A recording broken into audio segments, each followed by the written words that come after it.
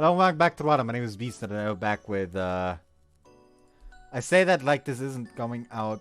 Actually, hold on. This is the perfect fucking crime. I don't have to record tomorrow after work now. I can just upload this. I've cracked the code.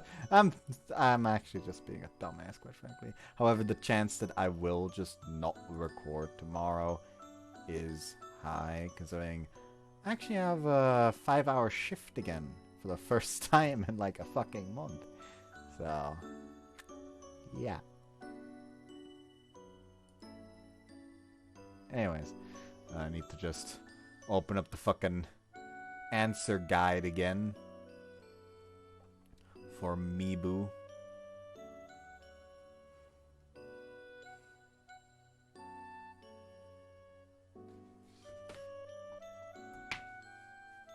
Apparently for Mibu, I'm supposed to say, "Who are you?" here. 本当?次の選択肢に進みますか? Who are you? That's important to know. However, the ghost doesn't budge. 喋れるの? Now we just... スキップモードを開始します. That's a very good question. スキップモードを開始します. Can't get any definite answers out of it. However, unlike the various beings we've encountered in this world, it doesn't seem like it's going to attack us. And what to do next? At that moment, it puts its hand under its hood to take out the fucking key. Okay, now we can skip. Nice. Stare blankly at the location where the door was, but soon return to my senses. 帰ってきた.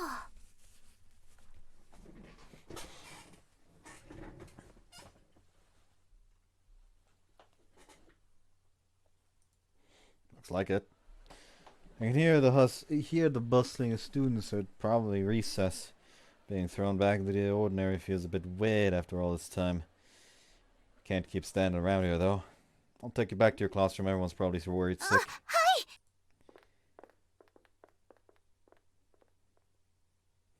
So, as I'm about to do so... 猫だ.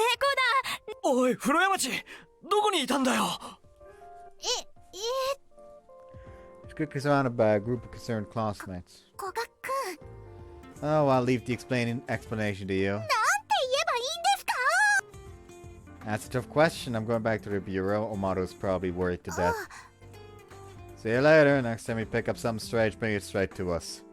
I'll leave the rowdy bunch of students. ありがとうございます、古賀くん. Hearing your voice from behind, I head towards the bureau.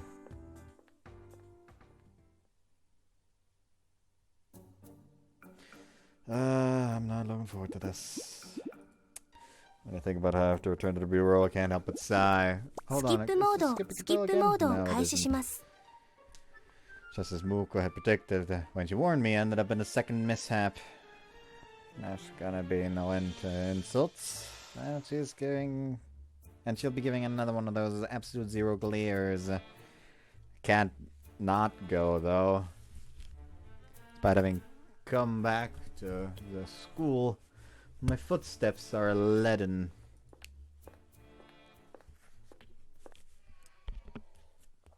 I'm back.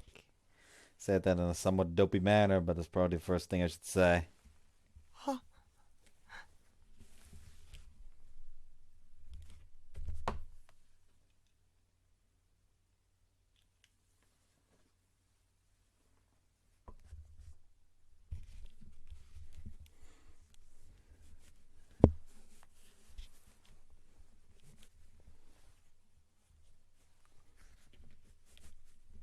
Omar is alone in the bureau office. He sits quietly in a chair looking bored. Michi! With a jerk, he stands up, making a loud bang. Hey, I'm back. Michi!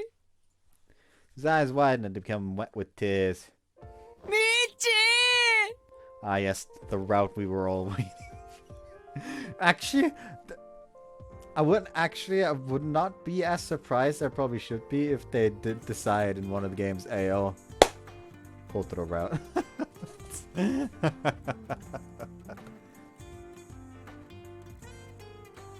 know what, I'm curious now, I'm gonna look this up.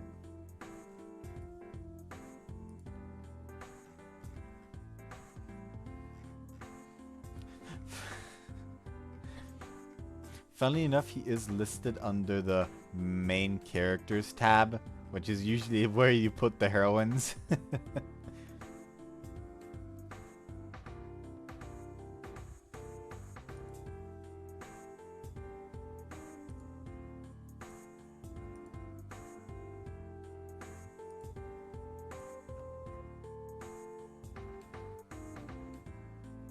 Oh well. Where the fuck did 5 messages come from? That was out of nowhere. Oh boy, I just read the note in this guide, which is like, ah yes. Fucking unlock another scene for Tsubaki wedding night after ending. Yeah, okay, okay. As he says that, he wraps his arms around me. Oh there. よかったよかったよ I'd be overjoyed if the one embracing me were a girl, but it seems like he was quite worried about me. Hey, you're over-exaggerating. リトさんにミッチーは鍵が使えないはずって言われちゃって。俺、なんで渡しちゃったんだろう I see, so I really don't have the mana for it. それなのに、鍵を渡しちゃってごめん。Nah, I forgot about it too, so... And it's all because I jumped through the door. いやいや、俺が鍵を渡さなければ。No, if only I didn't go in. とにかくごめん。Likewise. We both bow our heads. あ、で、古江町さんはいたの I tell him that I safely brought her back and took her to the classroom. よかった。無事に見つかって。Yeah, completely unharmed. じゃあ、古江町さんの魔力で戻ってこれたの Well, about that, how should I go about explaining this? Well, where should he even start explaining from? It's gonna be a long story. Cutting my sentence short, Oru lets out a shout. What is it? ミッチーが戻ってきたこと、牛尾さんとリトさんに知らせないと。He runs over to the telephone. He then picks up the receiver and replaces the call. あ、リトさん。特差分室のカラスマですけど、牛尾さんは Seems that Muko and Rito are together somewhere in the library. They're probably somewhere deep in the shelves since I didn't run into them on my way 牛尾さん here. 今、ミッチーが To be honest, I don't really want to see her. Not letting her know is out of the question, though, and so is not seeing her. So I'm racking my brains over it. Omaru finishes his call. 今こっちに戻ってくるって。 Oh, is that so? それでミッチー、あの後ってどうなったの？古江町さんにはすぐ会えたの？ Yeah, well, what a pickle. How to explain this? Suddenly I'm reminded of what Muko told me to do with the key. Here, having me hold on to this is useless. Muko even said that we should keep it. わかった。 That problematic key is finally out of my hands. Feel a bit relieved. それにしても厄介な鍵だよね。 That's for sure. Don't even know where to start when it comes to that world. He's here. Preparing myself for her signature glare, I turn to face her. She sends me a menacing scowl. However, it's different from a usual one that's as cold as absolute zero. It feels more warm than cold. She's totally mad. That's the first thing that crosses my mind. Sharp gaze is clearly sending me that message. Her expression wavers. There's a bit of something else mixed in with the anger. That's the feeling I'm getting. Her eyes seem to be getting wet. Tears? No way. Omaru shrinks away from the disquieting atmosphere between Muko and me. Can't endure her stares any longer. I avert my gaze on impulse. Even after you warned me so much, I went and got myself into another accident. You probably think I'm in it, right? Well, you're right. Really, this time I did something incredibly stupid, as I'm deriding myself. Jesus. Fucking. Went for it. I feel a light impact on my left cheek. By the time I realized that Muko had slapped me, she's already withdrawn her hand. Muko? どうしてあんな勝手なことを危うく大変なことになるところだったんです。それを何ですかその態度は。もし帰ってこれなかったらどうするつもりだったんです She's red with anger. In that state she yells at me non-stop. 帰ってこれなかったら I'm at a loss for words. It's my first time seeing her like this. Turning around, she dashes out to the open bureau office door, finally catch up with the situation. What's up with her? Was she always that kind of person? I'm taken aback by the sudden turn of events. It's the complete opposite of what I anticipated. I was expecting her to treat me more coldly and nag and talk down to me 心 endlessly. 配してたんだよ、すごく。Huh? ミッチーがあの扉の中に入ってからすぐに、イトさんに聞いて帰ってこれなくなってることが分かったんだ。それから牛尾さん、寮にも帰らず、授業も出ずに図書館でずっと口には出してなかったけど、心配してることくらい態度で分かったよ。In his words, I run out of the office, chasing after her. Once I step outside, I can see Muko's back. I run after it. Muko, wait! There's no way she can't hear me from that distance. However, she doesn't stop. I said, wait! Catching up to her, I grab her arm. Naturally, she stops and turns around. Break. I'm sorry, okay? Her eyes widen. She most likely wasn't expecting me to say that.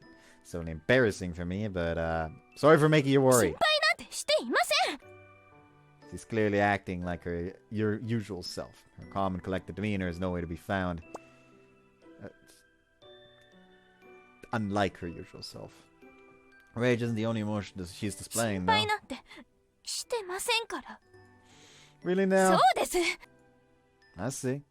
I'm entirely to blame for not heeding your warning. That's why I'm apologizing. I'm truly sorry. I'm sorry. I lower my head.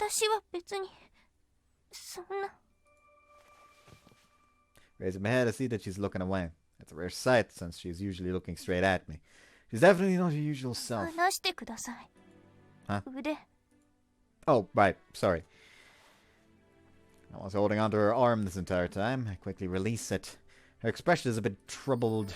There's no doubt about it. She's not acting like herself. She's never raised her voice or averted her gaze due to an awkward situation before. She always has her emotions in check, but now I feel like they're out of control. It's the first time I've seen her like this. Oh, I left with Omaru.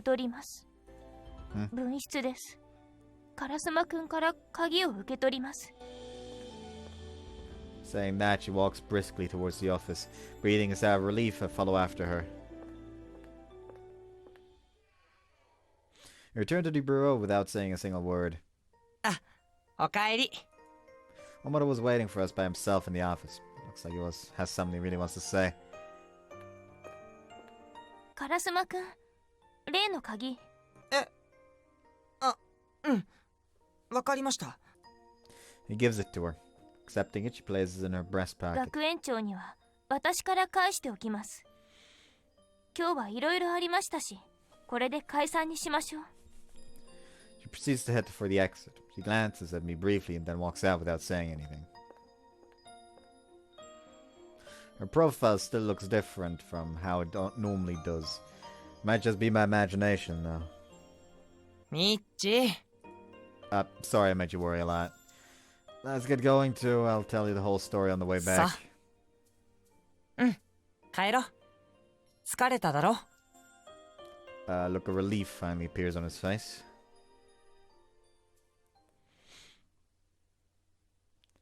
Shishikatani Ushio View.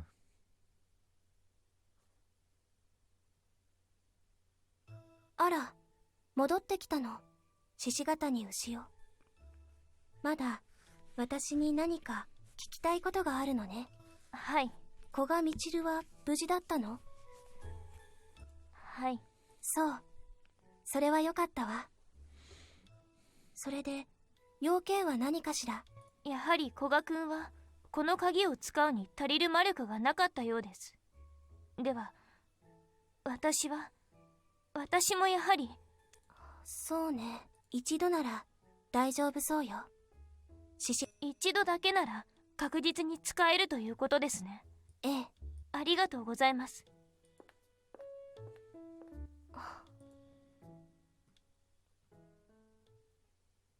特差分室のここで使ってみよう。いや、一度彼女のいる場所につながれば私はただ。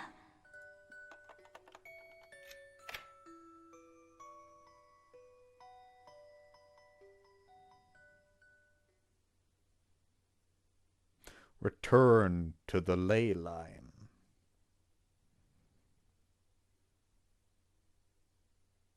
Michi, もう出られる? Just give me a second. I'm gonna finish this getting ready to leave and presses me. I sort out the things in my bag, which was left open here the entire time. どうかした? Can't find my wallet. No, see, is it? The mishap I used to buy bread at the school store during lunch and then put it in my blazer pocket. Crap, did I drop it in that world? Might have fallen out when I took it off. Yeah, probability is high. 財布をあっちに? Probably. それはもう絶望的.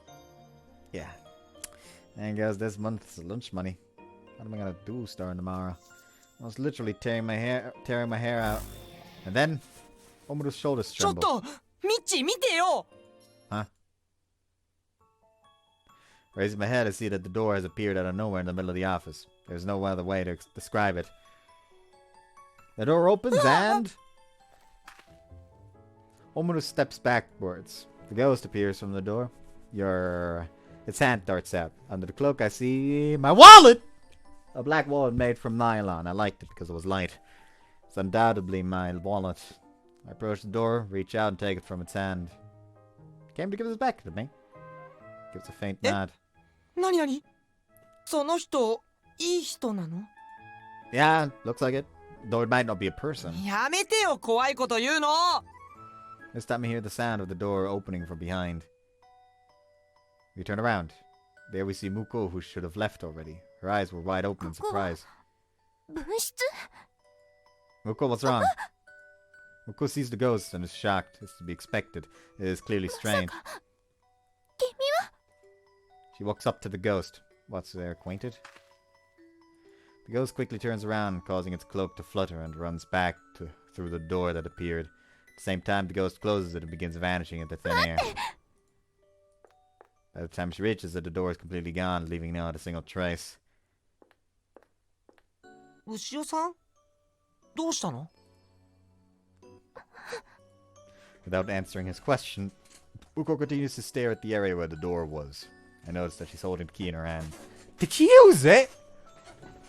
Muko, what's the matter? Weren't you going to give that key back to the principal? She frantically covers the key with her hands, as if she doesn't want anyone to see it. でも入りません。失礼します。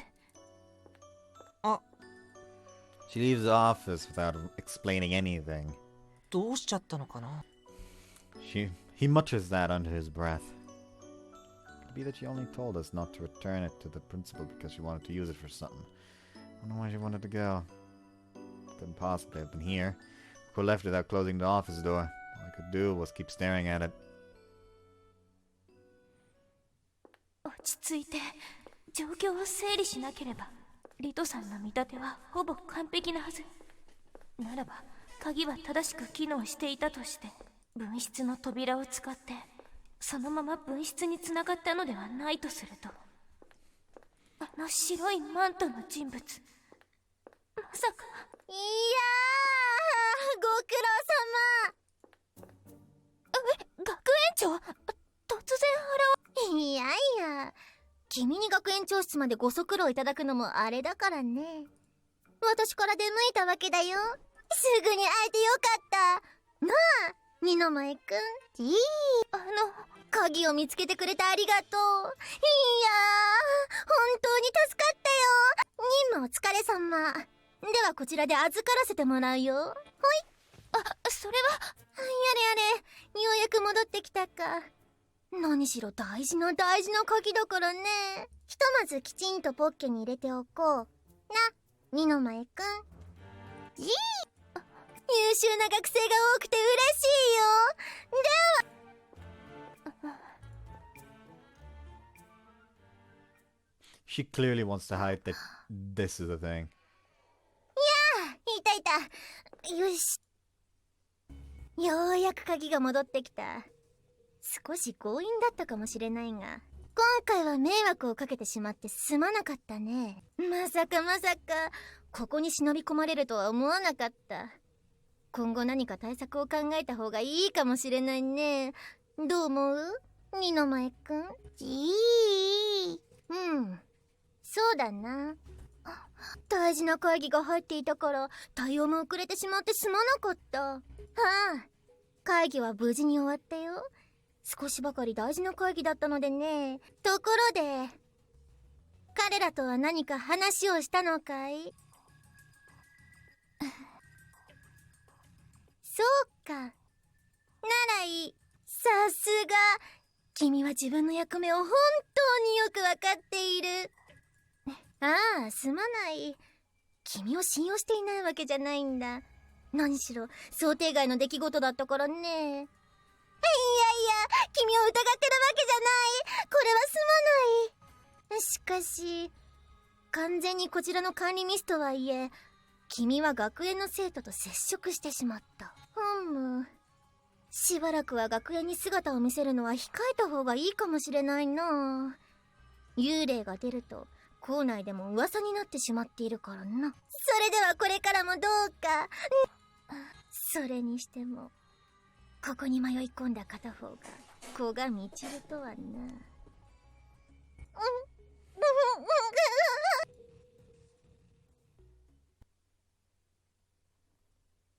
To the next episode, Ley-Line.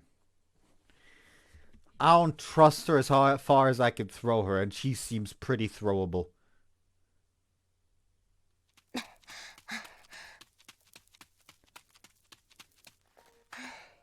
よし。今朝はここまでにしておくか。昨日は雨でできなかったが、やはり走るのは気持ちがいい。クールダウンのストレッチを。朝風呂気持ちよかったね。ねえ、ボディシャンプー変えたでしょ。いい匂い。あれ、どこの？あれはね。先輩、おはようございます。おはよう。失礼します。ねえ、今のって風紀の先輩だよね。初めて直接喋っちゃったかも。なんかかっこいいよね。やっぱり私も入学の頃からそう思ってた。クールだよね。クールか。I can already see the complex. さあ、早く終わらせて着替えなくては。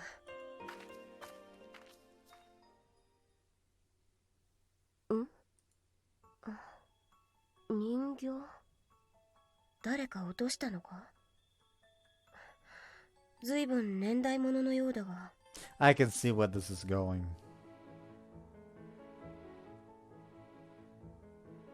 あれ？目が取れている。That's the activation. That's the activation for the mist. Do not. Do not. よし。私が君を直してあげよう。 The people in front of her because possibly a desire for is everyone's like, oh, she's so cool, she's so cool. Maybe she sees herself as a bit too tomboyish or some bullshit like that. Or you know what, double down. Maybe she became a bit of a tomboy because of family situations.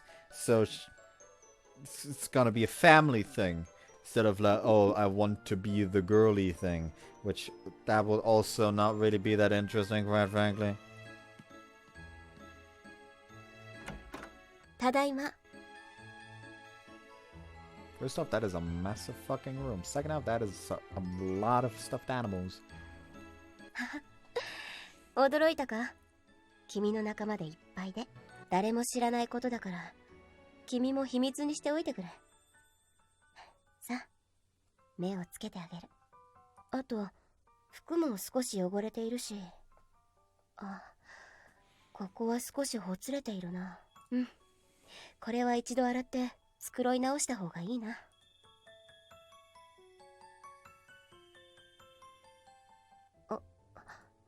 帰ってきたら服が乾いてるだろうから、そうしたら縫い直して。大丈夫そう。持ち主は心配しているだろうな。でも私がしっかり者の風紀委員と思われているのに、実はこんなに少女趣味だとみんなが知ったら Yep, it's the girly が thing. っかりされるだろ。ああ、大丈夫。君の持ち主はもちろん探してあげるよ。きっと心配しているだろう。早く見つかるといいな。Episode 4.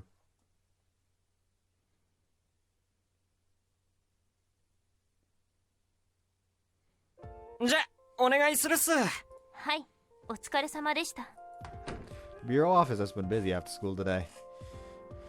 We had a few days of peace and quiet after I got back from that mysterious world, but it looks like something's happening again. Incidentally, it's as if my eyes were just playing tricks on me. I haven't seen the expression Moko made back then a second time.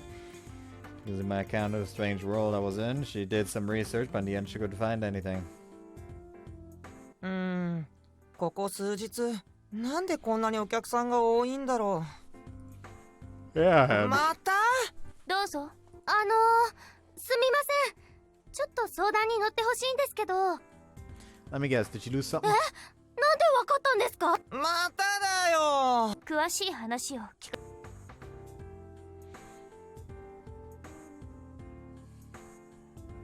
We finally got a break from the stream of students coming in. How many are there in total? 7人。しかも全員が似たような依頼でした。 For some reason, for around 3 days now, the office has been bustling with activity. To top it off, all the requests have been similar.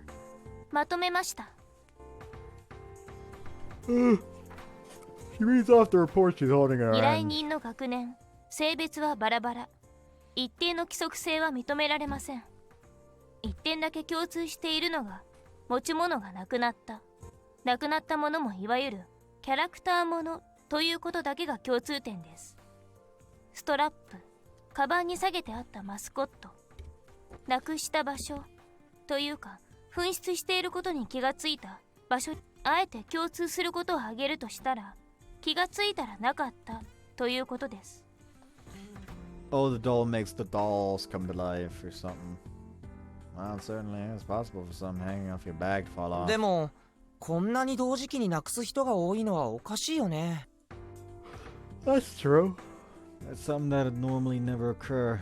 Realistically speaking, there might be a thief in the school. However, the school is full of magic and other weird phenomena. Ask for our unwilling senior's opinion on the topic. What do you think, Muko? 私はうわ、また。どうぞ。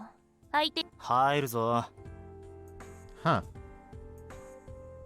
Someone unexpected enters. It's Murakumo from the disciplinary committee. He looks like he doesn't want to be here and sits down on the sofa meant for guests. 村雲先輩まで？何がだ？ Did you lose something? 小物？何の話だ？つうか、野郎には用はねえんだ。では、私に何か？あ Out with it already. あ、うるせえな。てめえに相談しに来たわけじゃねえぞ、クソコが。古賀君、話が進みません。黙っていてもらえますか？ She glares at me coldly and dejectedly nod. I'm not trying to pick a fight with him or anything. どうぞ。その、ミブさんのことなんだけどよ。ミブさんが何か？あ He thinks for a あ、な moment. んつうか、最近様子がおかしいんだ。どのように？うまく説明できねえんだけど、なんかこう、ふわふわしてるっていうか。Can't really figure out what he's saying. Omuro is of the same ふ opinion. わふわ？ That doesn't seem like her at お all. 前らは黙ってろ。とにかく、らしくないんだよ。そうだったのですか。 Ah. 一応、何かあったかと聞いてみたけど、答えて、それで私に。そっちの男二人は、なんか頼りねえからな。He's asked that with a hint of snidiness in his voice. What's that supposed to mean? Is he trying to insult us or is he harassing us? まあ、俺たち新入りだもんね。 Hey, Omaru. Shouldn't you be talking back? ただの悩みなら、別にそれでいいんだけどよ。この学園だろ？何があったっておかしくねえ。別に何もねえんだったら、それはそれでいいんだ。とにかく、調べてもらえねえかな。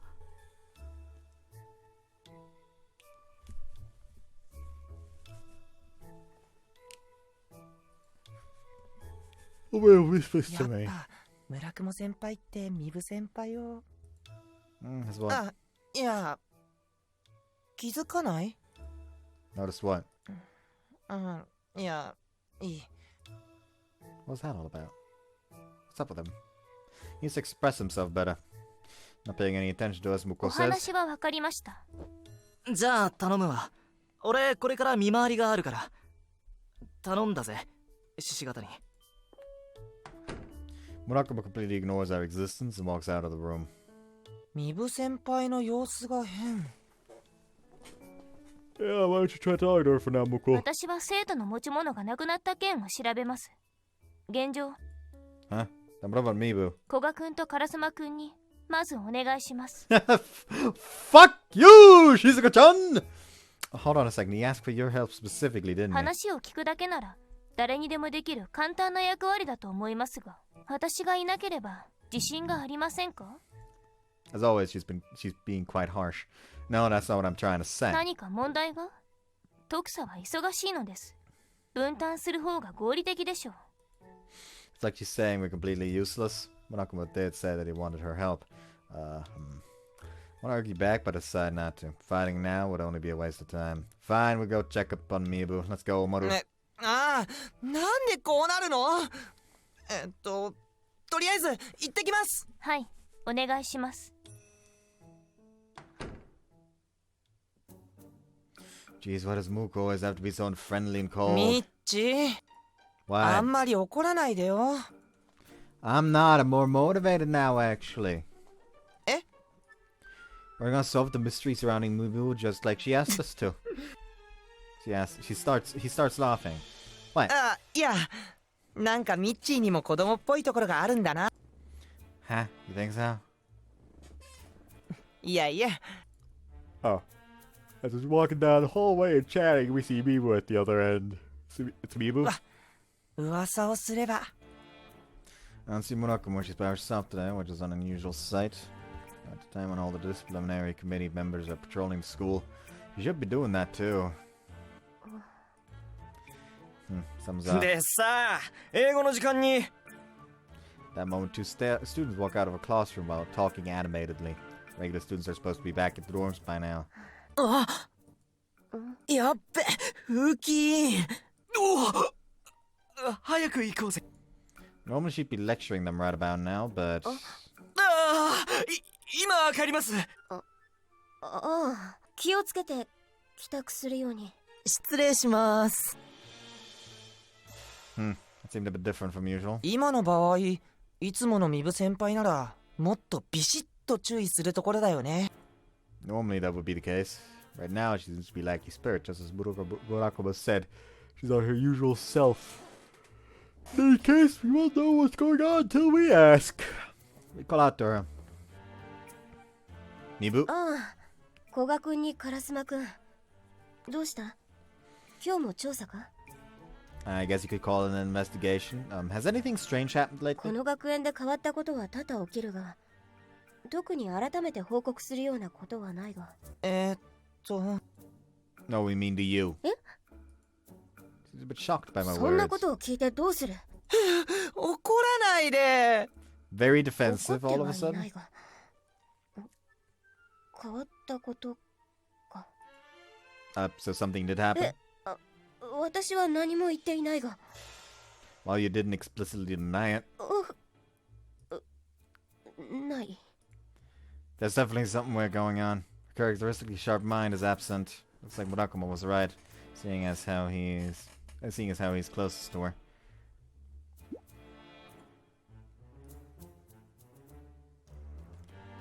Are you not feeling well is apparently the right answer here. So, are you not feeling well? 私が？いたって健康だ。She certainly doesn't look pale and she doesn't seem to be sick in any 一体 way. 突然なんだ？ We're in the middle of an investigation. そうなのか。では、私は風紀委員室に戻る。見回り後の確認作業もあるからな。で、 Oh, good luck with your work. お疲れ様です。 She escorted another hallway to disappear us from our sight. Oh, I'm 行っちゃったよ。 not getting out of yawning. 何か分かった？ Do you think that I did based on our conversation? 思わない。And why'd you even bother asking? どうするの？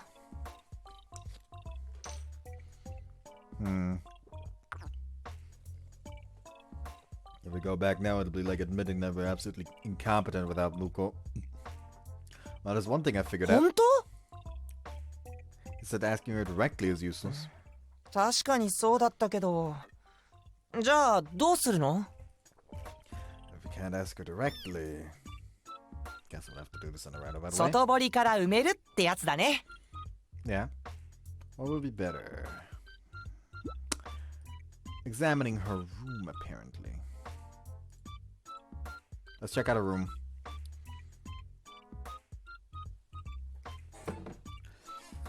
If asking her won't give us answers, investigating her surroundings is probably the next best へ bet. え！女の子の部屋を調べるのはちょっと。もしバレたら大変だよ。 Not like we have any other leads at this point, right? そうだけど。 As long as we'd be digging through her あ、 closet. 当たり前だよ。 We're just seeing if there's anything odd about her room. やっぱそれしかないのかな。でも調べるとして。 Yeah, what can you do about that? Go cross-dress Omoru. Nah, the right answer is could we enter from the balcony? Why do we enter from the balcony? Every room in the dorms is a balcony and there's space for students to hang their clothes to dry. 確かにベランダはみんな鍵をあまりかけてないみたいだけど。 There's no other way. ちょっと待って。そのベランダ地帯にはどうやって行くの？ From above? 上からって。 We can get onto the balcony by lowering a rope from the roof. Given the shape of the building, it should be え possible. そんな忍者みたいなことするの？ Any better ideas? それはそうだけど。 We can't give up now after Buko insulted us like that. はいはい。 After securing a rope, we head for the dorms.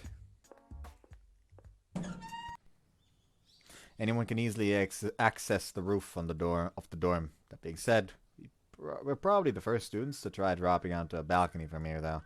Okay, Mibu's room is right below here, so I guess there's a good spot to tie the rope. Tie one end of the rope to the guardrail. Omaru, give it a pull. Gives it a sharp tug. The rope tightly fastened to the railing now. Looks sturdy enough. Alright, now to get down there. Lean over the guardrails and peer downward. Pretty high up, but if I carefully go down the rope, it should be 俺 fine. 行こうか。 Huh? You sure you're not scared? 俺こういうの子供の頃からよくやってたんだ。 Sneak into girls' rooms? He makes a gesture showing his enthusiasm. I'll take him up on his offer. 中からドアの鍵を開ければいいんだよね。 Yeah? じゃあやってみる。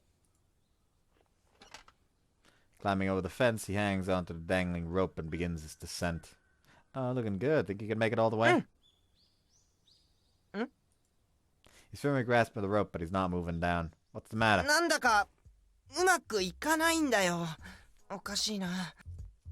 He's clutching onto the rope, but he seems unable to progress.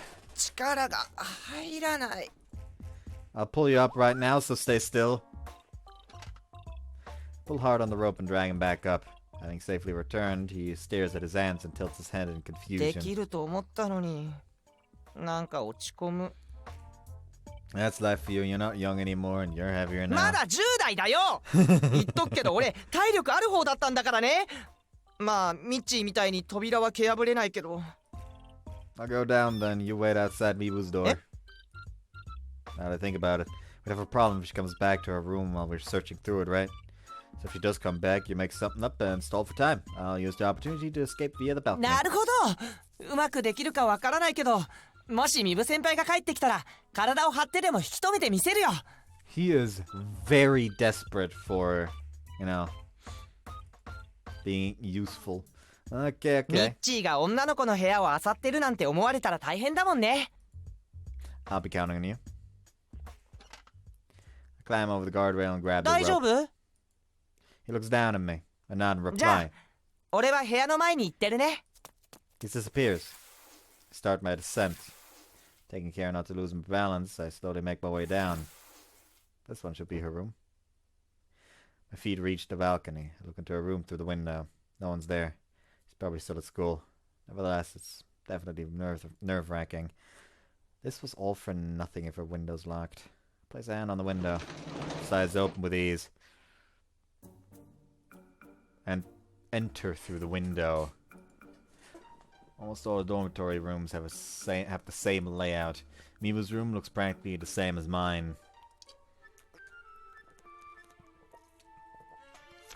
There's a desk, a bed, and a closet fixed to the wall. Is that a bookshelf? In the corner of the room, a shelf. There's a shelf covered by a curtain. There's no such thing in mine, which means that she must have brought it in herself. It's being covered by a curtain makes it suspicious, though. What's in here? Huh? The suspect is something that resembles a bookshelf. However, not a single book is to be found. Instead, there are dolls nicely lined up in rows. Dolls. There's quite a few of them, too. A girl having dolls in her room isn't anything special, though. Anticlimactic. Huh? I go up with a sudden voice and look around, but there's nobody else here. The voice coming from the voice came from in front of me too.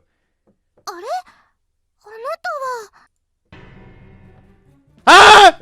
What? There's a doll standing amidst the rest of them, and it's looking and waving at me, and it talks. What? The doll's overwhelming enthusiasm makes me take a step backward. I don't think something that's small will be able to do anything to me, but this is still clearly out of the ordinary. Sumi-chan!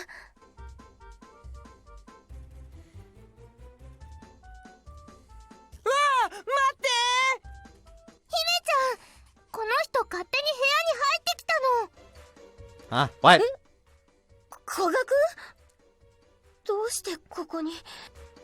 Miwa's eyes are wide open in shock. She's frozen stiff. Forced my way into a girl's room while she was away. No excuse. Will save me now. I'll have to come clean. I'm so sorry someone made a request with the bureau and I'm here to investigate. Omoto peeks at me from behind her and looks flustered. I'm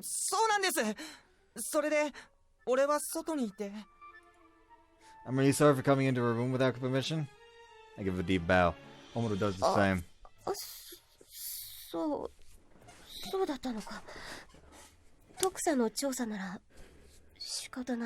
So why is there a talking doll in your room? Huh? You're not mad that I came in here without asking you first? Now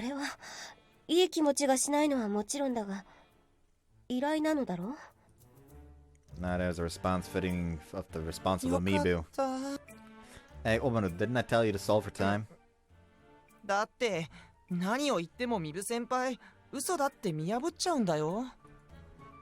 that you mention it. なぜ私がごまかしていると思ったのですか？それが私にもうまく説明できないんだ。ただ直感的に違うと感じることがあるとしか。相手の言動の違和感を感じ取れる天性の素養があるのかもしれませんね。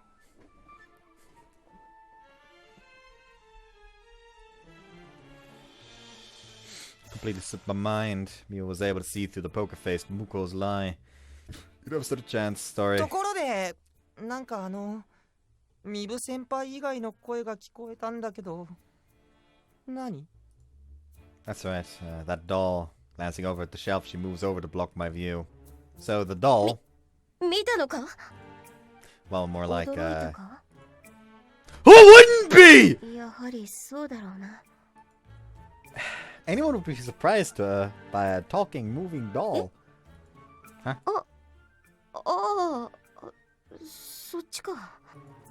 What did you think I was talking about? 聞きたくないんだけど、人形が喋って動くって。That's... 説明しないわけにはいかないか。She gently takes the doll off of the shelf. It's the same one that was talking to me before. いいぞ、スミちゃん。こんにちは。私、スミちゃん。姫ちゃんのお友達なの。よろしくね。Like I said, anyone would be surprised by this. 電池入っててとかじゃなくて？いやね。私をおもちゃと一緒にしないでちょうだい。うわ、会話になってる。Yeah. そうか。スミちゃんを見て驚いたのか。What did you think it was instead? これ。She moves aside so we can see the contents of the shelf. Tons of dolls are on like Sumi quietly lined up. ああ、なんか可愛い人形がいっぱい。集めたんですか？作ったんだ。 What? You did? 趣味なんだ。He stares at the shelf fixedly, full of interest. This is immediately breaking character because him looking into the weird nightmare mirror thing showed him a bunch of fucking stuffed toys because he was apparently scared of them. Why is he acting normally now? Riddle me this. 驚くだろう。普段は風紀委員で偉そうにしている私が人形作りが趣味など隠そうと思っていたわけではなかったのだが、人には言いにくくて、このような軟弱な趣味、風紀委員のイメージから遠いだろう。期待を裏切ってしまっただろうか。It's probably gonna be not at all, but let me look at the fucking... Why did I close it again?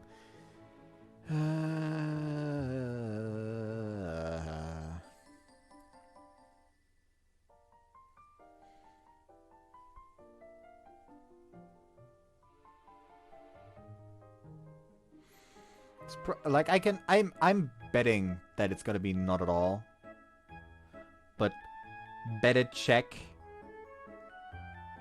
than be wrong. I can also close this. I just noticed.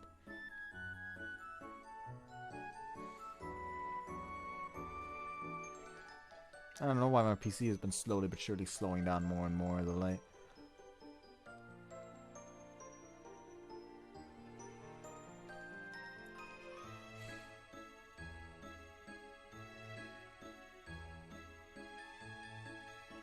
Closed every single one of my tabs.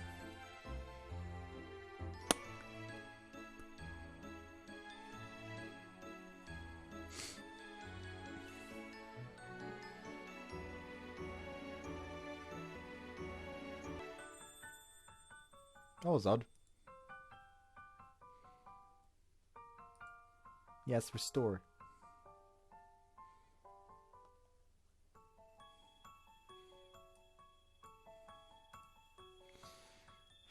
There we go. Not at all, yeah. Could have fucking saved me the trouble by just going for it. Not at all. Being on a disciplinary committee shouldn't dictate the hobbies you can or can't have. Not like you're causing trouble for anyone, and it's normal for girls to like dolls. こんなの作れるなんて器用ですごいですよね。そうか。そうか。ありがとう。とにかく立ち話もなんだから。We take her up on her offer and sit down. Mibu sits down on the bed. On her lap, she plays the doll who introduced herself as Sumi. そのスミちゃんは何なんですか？姫ちゃんのお友達よ。ああ、そうなんだ。No, what he meant was, that's not what we wanted to hear. Anyone with a brain would think that a talking doll is weird. If you weren't a horror manga, this is where we'd shout, it's curse! And roll our eyes back. Yeah, though, considering the school we're at, nothing shouldn't be surprising us. And it's obviously missed. そうだね。どう考えても。Both not in agreement, 違 but... う。私もそう思って聞いたことがあるのだが、スミちゃんは違うと言っている。違うのよ。What did I exchange glances? No, it's clearly... スミちゃんは嘘をついていない。私はそう確信している。No, that's not what we're saying. She's Sumi's unyielding ally. She's not going to change her mind no matter what we say. However, there definitely is a chance that it is a mist or something related to a mist, so you can't just leave things be. Is there any proof that Sumi's not a mist? そうか。 She looks at the doll on her lap. It's obvious that Sumi is precious ミッ to her. チ、じゃあリトさんに？ Ah, that works. Two of us stand 待 up. て。図書館に行くのだろ？私も行く。は？スミちゃんは私の大切なお友達だ。だからスミちゃんのことは私が自分で確かめたい。 How I like her. How like her to say that. Alright, let's go together then. Exit the room through the proper entrance. I'll have to remember to retrieve the リ rope トさ later. んいるかな？ As Omuro and I are waiting in the hallway, we overhear Mibu and Sumi's 姫 conversation. ちゃんごめんね、大ごとになっちゃって。スミちゃんのせいじゃないから。気をつけて行ってきてね。 Truly does sound like a conversation between two close friends. Mibu comes out of her room soon 待たせた。 after. 行こうか。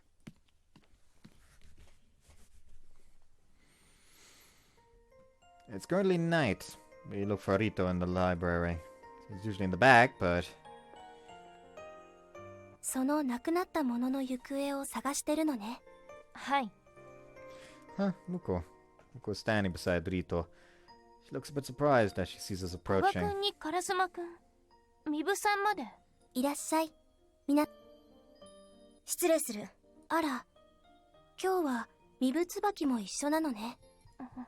なんだ、結局俺たちの行き着く先は同じになっちゃったんだ。As much as I don't want to be with Muko right now, we have to solve this mystery of ours. 何 Muko, でしょうか。 you finished talking to her? おおむねは。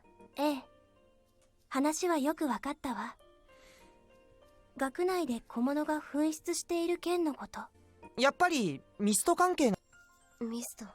多分そうだと思うけれど、思い当たるケースが多くてまだ確定しきれないの。私の話は終わりました。古賀君たちどうぞ。 Sure. It annoys me that she's bossing us around, but there's nothing I can do about it. Mibu, would you tell her about Sumi? ああ、リトさん。スミちゃんというのは私の部屋にある人形のことなんだが。 She explains the situation to Rito. Sumi is a doll that Mibu made long ago, which suddenly started talking a few days ago. Situation. What's the chance that Sumi is moving because of a mist? なるほどね。確かに物に意志が宿るタイプのミストはあるけれど、その話だけではそうだとは判断しきれないわね。でも自分はミストではないとスミちゃんは言っているし、 Yes, she herself 私は is そ in れ the を mist. 真実だと思う。 She herself is in the mist, but she is moving because of the mist. Muko quietly raises a hand after そ listening の all this 人形 time. は以前からあったという話でしたね。ああ、そうだ。動き出したのは数日前から。人形、ある意味共通している。うん。 If you thought of something, then don't just keep to yourself. Let us in on it too. いや、これくらいのことは話の流れで分かっていただけるかと思っていました。I totally know what you're thinking. 牛尾さん、よかったら説明お願いします。 It's connected to the character goods that have been going missing. Her attitude softens from the courteous Omaru's words. 学園内で物がなくなっている件ですが、ミブさんの人形が動き出したことに関係あるのかもしれません。そういえば、なくなったものの中にはスミちゃんみたいな人形もあったっけ？はい、カバンに大きな人形をぶら下げている子もいますから。ではスミちゃんもミストと関係が？いや、しかし。リトさん、なに？小物の紛失と人形が突然動き出す、この2つの情報を踏まえてもう一度考えてみてもらえませんか？そうね。では、人形に関するカテゴリーのミストの中で他人の持ち、それならアンリセブロかしら。どのようなミストです？まさにそのまま人形の形をしたミストよ。友人を作るためのミストなの。アンリセブロが人に触れると、その人物の心の一部を切り取って持ち物の人形に移植するわ。 And that's why she's absent-minded. 切り取ってって。その行為は人体に悪影響を及ぼしますか？少し魔力は取られるけれど、悪影響というほどのことはないわね。よかった。どうぞ続けてください。心を植えられた人形はまさにその人物のコピーとなって動き出して、アンリセブロに付き従う。そうして人形の友人をたくさん作ってミストの使用者のところに連れて行くわけね。 Dolls move by 動 themselves. くし話をすることもできるし意志もあるわ。だって人間のコピーなんだもの。では小物は盗まれたわけではなく自分か。 Turn to face Mibu. Her expression is one of astonishment. It can move and talk. The description fits Sumi その perfectly. アンリシェブロに不用意に触ってしまうと。そうだけど厳密には違うわね。起動とは。さっきも言ったけれどこのミストは友人を作るためのミスト。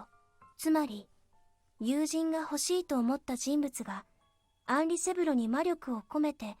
起動の方法はただ魔力を込めればいいだけですか？いいえ、アンリセブロの本体に目玉を入れなければいけないわ。目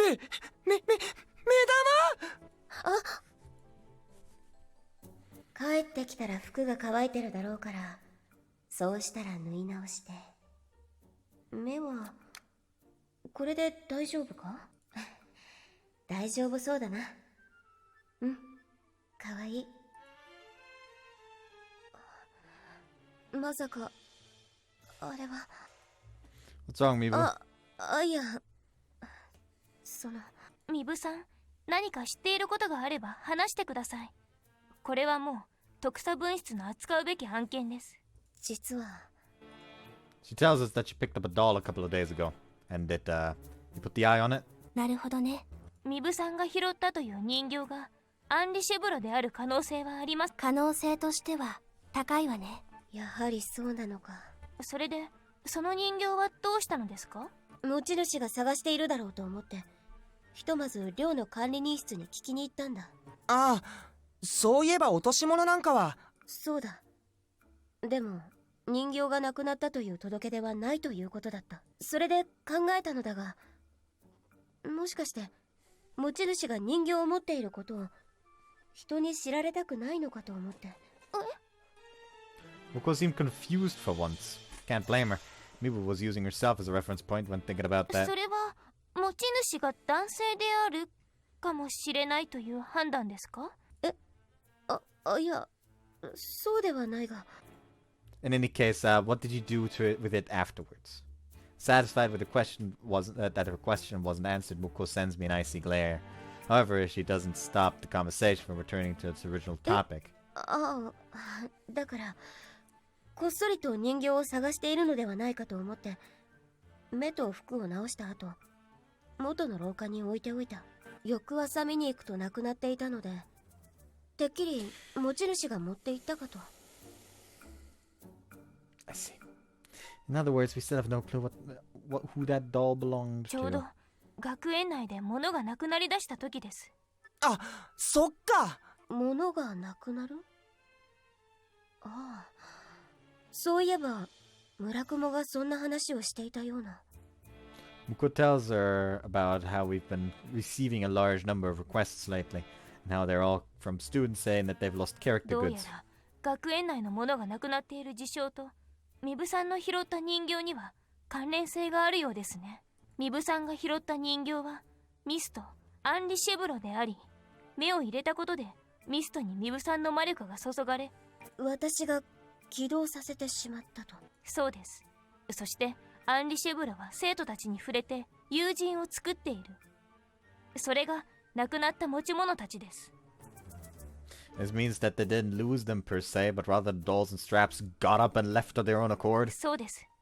リトさん、アンリシェブロは人の心を抜き取るときに記憶も抜き取ってしまうのではありませんか？ええ、そうよ。だから心を抜かれた人物には心を抜かれたという自覚もないし。ならば小物をなくした人たちが人形を見ていないのも当然ですね。じゃあスミちゃんも心を移植されて作られた人形ってことなんだね。確かにスミちゃんが動き出したのはあの人形を拾った後だが、スミちゃんは自分はミストとは関係ないと言っていたぞ。 She's going to believe in Sumi-chan until the bitter end. Wonder if Mibu's sixth sense works with dolls. スミちゃんは自分がどうやって動けるようになったか知ってるんですかね？ Good point, but I wonder how much it knows about itself. そうだが。リトさん、なーに？獅子型に牛を。ミブさんが拾った人形をアンリシェブルと仮定すると、今後どういった行動をとることが予想されますか？アンリシェブルは起動した人間の友人を作るのが目的。だからお友達を増やし続けているはずよ。それは際限なく？いいえ、目玉とともに本体に注がれた魔力で。では私の？ええ、そうなるわね。 How many of those friends does it normally to 平 make? 均的に考えるなら10体くらいね。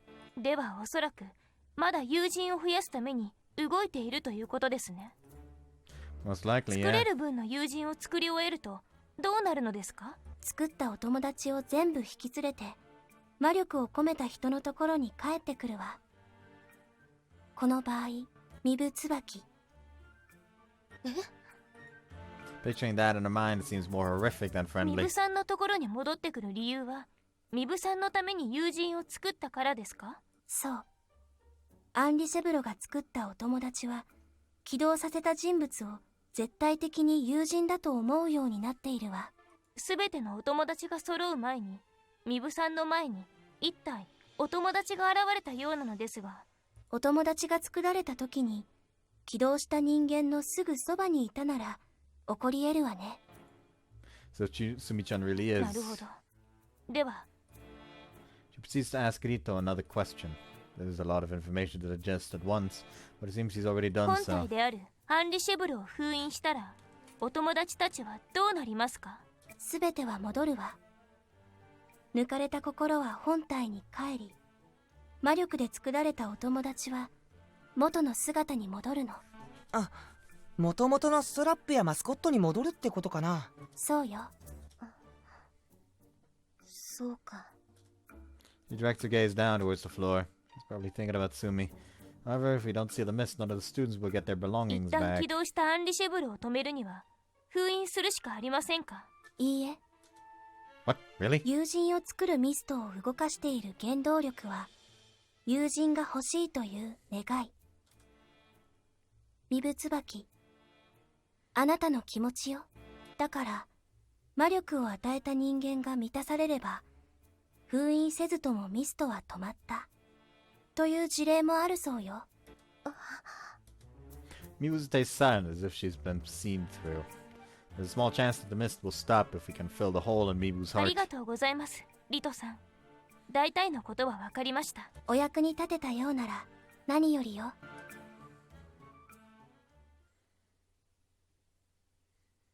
You return to the bureau office for the time being. すまない。私がミストを起動させたばかりに。You didn't know it was one. Don't be so hard on yourself. そうです。それより今は当該のミストをどうするかを考えましょう。本当にスミちゃんはミストの力で動いていたのだろうか。突然動き出したって言ってましたよね。ああ、部屋に帰ったら突然。おかえりなさい。え？は？待ってたわ。人形が。私、スミちゃんって言います。スミちゃん？そうよ。私、あなたとお友達になりたいの。友達？ツバキちゃんだよね。姫ちゃんって呼んでもいい？ああ、それは構わないが、といけない。何？君はミストなのか？違うよ。違和感は感じない。嘘ではない。なぜ君は突然喋ったり動けるようになったんだ？姫ちゃんとお友達になってみたかったから。いつも見ているだけ、遠くにいるだけ。だから私頑張って姫ちゃんとお話しできるようになったの。そうなのか。スミちゃんは自分はミスト。 But it started moving in the same time frame as when you activated the mist. 全く無関係とは考えにくい。だが私 Usual level-headed Mibu loses her 私 cool. はスミちゃんの言うことを信じたい。Someone can lie. Why they can say can talking is hard. Someone can lie without meaning to. It's the same situation with fucking Pinocchio. If you ask Pinocchio, hey, do I currently have butter in my fridge, without him, while he doesn't know, and he says, oh, you don't have any, and he thinks that you don't have any, it's not gonna fucking grow. That's how it should work theoretically. However, there is one scene, at least in the Disney one, which isn't the actual one, so grain of salt. I haven't ever read the actual original story of Pinocchio, but there is the one where it's like, are you okay? No. Oh, I guess I am okay. Which is 100% probably just for the joke. So that's probably not an actual thing. So ignore that anyways. So we'll still stay at the fact that this is bullshit. Mibu. すまない。つい。先ほどのリトさんの話から考えると、スミちゃんがアンリシェブルに作られたお友達だという可能性は十分ありますね。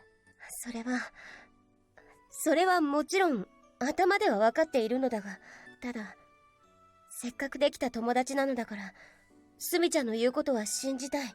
友達って、ミブ先輩、学園内でも慕われてるじゃないですか。1年の間では憧れの先輩ですよ。その気持ちはありがたい。しかしだからこそ、私は自分の趣味が人形作りということを、みんなから向けられる視線のことは分かっていたつもりだ。だからなんとなく申し訳なかったんだ。私はみんなが考えているような憧れの風紀委員ではない。だがスミちゃんにはそのことを気兼ねすることはない。何しろ私が作った人形そのものなのだから、それが嬉しくて。本来ならすぐにこの特殊事案調査分室へ相談すべきだったのだろうが、相談できないままこのような事態を引き起こした。本当にすまない。 Seems to be feeling very ashamed of herself. Isn't making dolls something that people would look down on you for?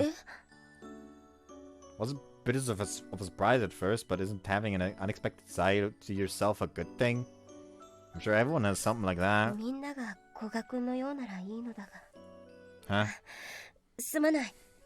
とにかく話を戻そう。私が目を入れたあの人形を探さないといけないんだな。ええ、そうですが。Muko goes quiet for a while. She looks to be choosing her words 仮に carefully. スミちゃんがミスト、アンリシェブルから生み出されたものであった場合、本体を封じると、そのスミちゃんという人形にかかった魔術も解けてしまいます。Are you okay with that? Is what Muko is implying as she stares at Mibu. Mibu calmly answers if her emotional outburst earlier never happened. ああ、ミストならそうなのだろうな。その場合は仕方ない。人の心を勝手に引っ張り出して人形や物を友達にするのが正しいこととは思えない。消えた小物は持ち主が大事にしていたものもあるだろうし、ちゃんと返してやりたい。スミちゃんが止まってしまうのは仕方ない。それはもう割り切っているつもりだ。 He's already made up her ミブさ mind. んの気持ちは分かりました。特査分室としては依頼も受けていますので、解決することを最優先事項とします。とは言っても、どうやって探すの？ミブ先輩もその本体の人形の姿は。ああ、そうなんだ。Then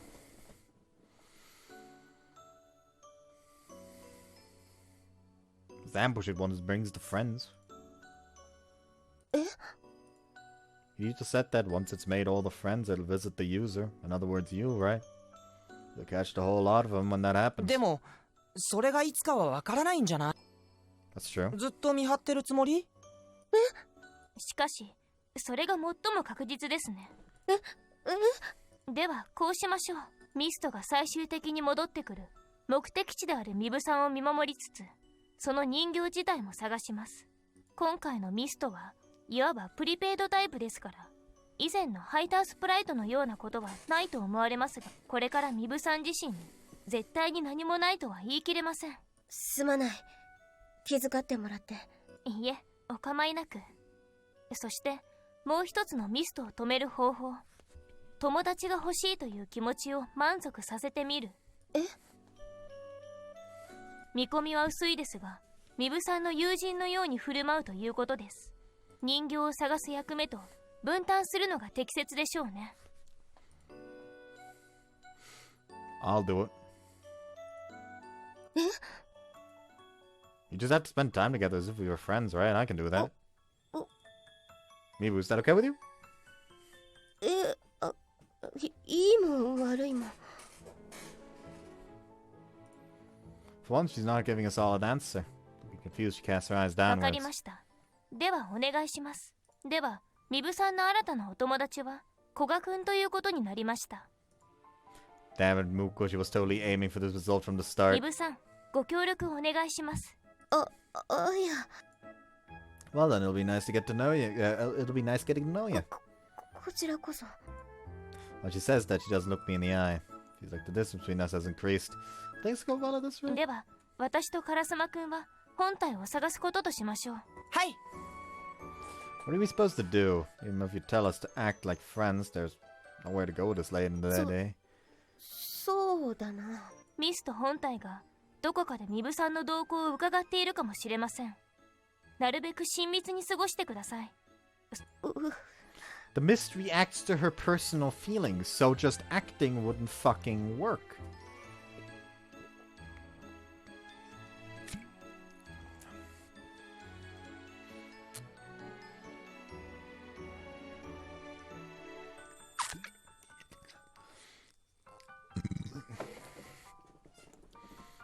That's pretty difficult now that I think ま about ず it. は一緒に帰るくらいから始めたらどうかな。なんか I guess. そうですね。それがいいでしょう。 The dorms are pretty close, though. Well, whatever. Maybe are you fine with that? 私は、いい。 For now, the two of us head back to the eastern dormitories. The east dormitories. Pretend to be friends. What exactly are we supposed to do? Miwa, what do you usually do to pass the time? 特には、風紀委員の仕事が終わったら、寮に帰って勉強をしている。Maybe we could study together, though that might be hard considering that we're in different grades. そうだな。We're walking together side by side. There's still a bit of distance between us. あとは、部屋で人形を作っている。Oh, that's right. You said it was your hobby. 人形を作っていると、時間が経つのを忘れるんだ。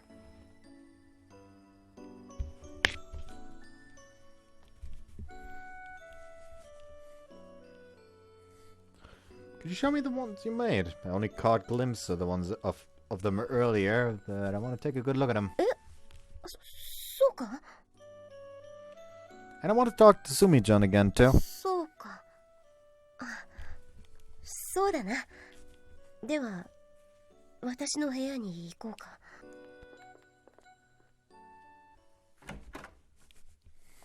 First, I went to a room through the window this evening, but now I'm entering through the door. Feel a lot less anxious. おかえりなさい。ああ。 As always, Sumi's moving around energetically. I've gotten used to it now, but it does feel out of place. さっきの。いらっしゃいませ。 Thanks for having me over. そういえば、すみちゃんにはちゃんと紹介していなかったか。 After a brief pause.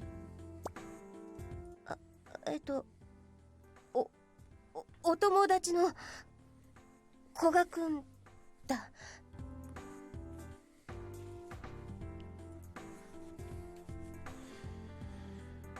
You can call me whatever you want. え？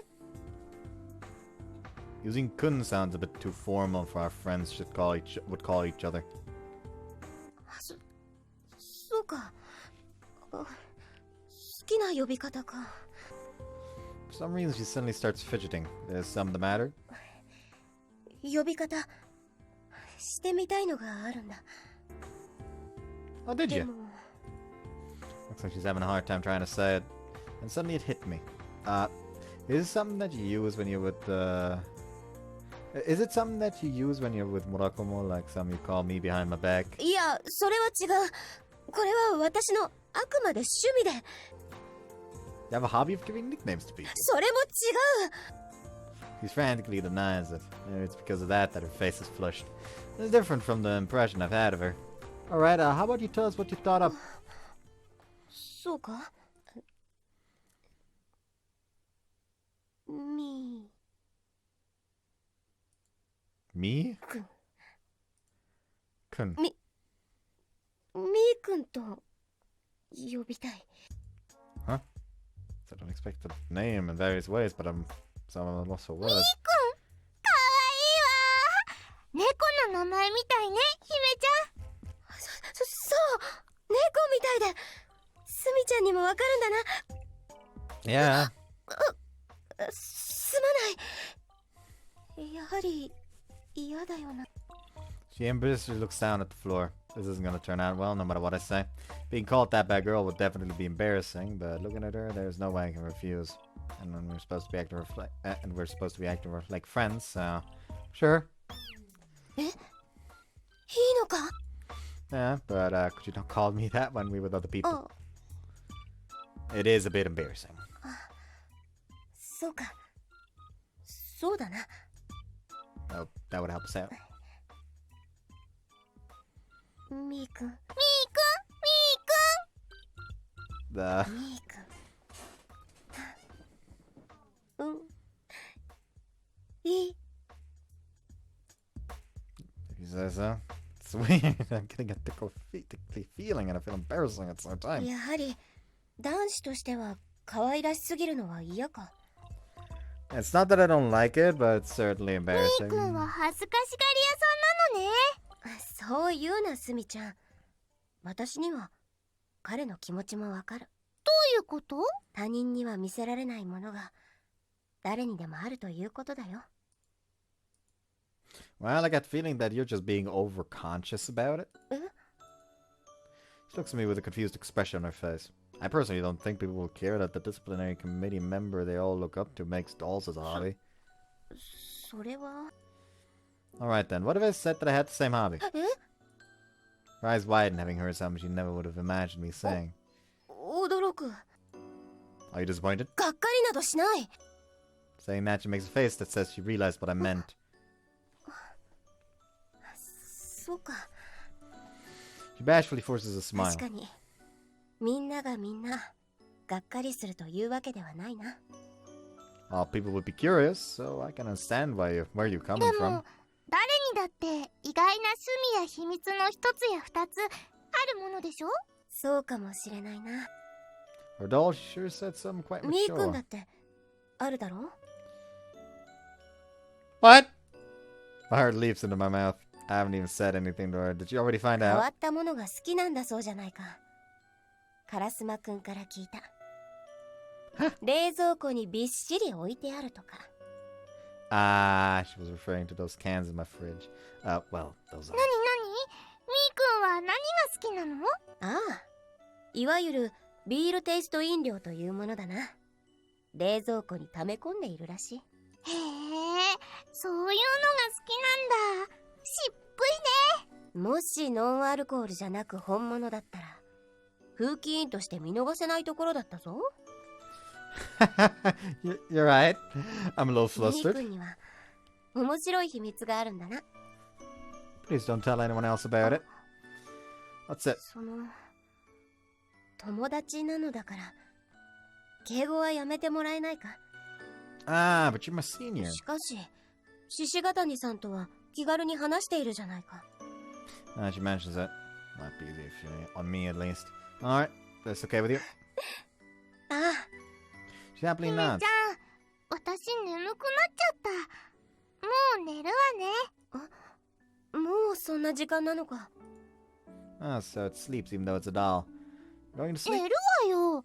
私は早寝早起きなんだからね。ああ、そうだな。おやすみ、すみちゃん。 Good お night. やすみなさい、姫ちゃん。みーくん、また明日ね。 Finishing her sentence, she stops moving. The doll then flops backwards. She's asleep, or rather, it seems more like it ran out of batteries. また明日。 Mibu picks her up and places her back on the shelf with the other dolls. Natsumi's not moving anymore. She's just like any other doll. Well, she is still a doll in either way. Mibu glances at the alarm clock on her もう desk. こんな時間か。 Yeah, sorry for staying so い long. や、私はいいのだが。 I should get back to my room now. See you tomorrow.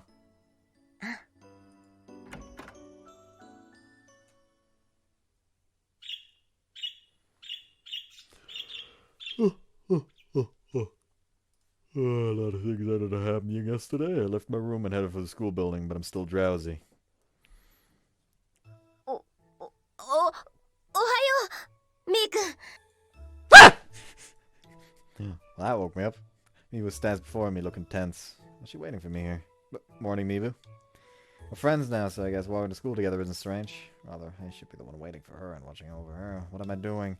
Wanting to kick myself, ask her, do you want to walk to school together? いいのか？ If you're okay with it. いや、もちろん大丈夫だ。では行こう。Yeah.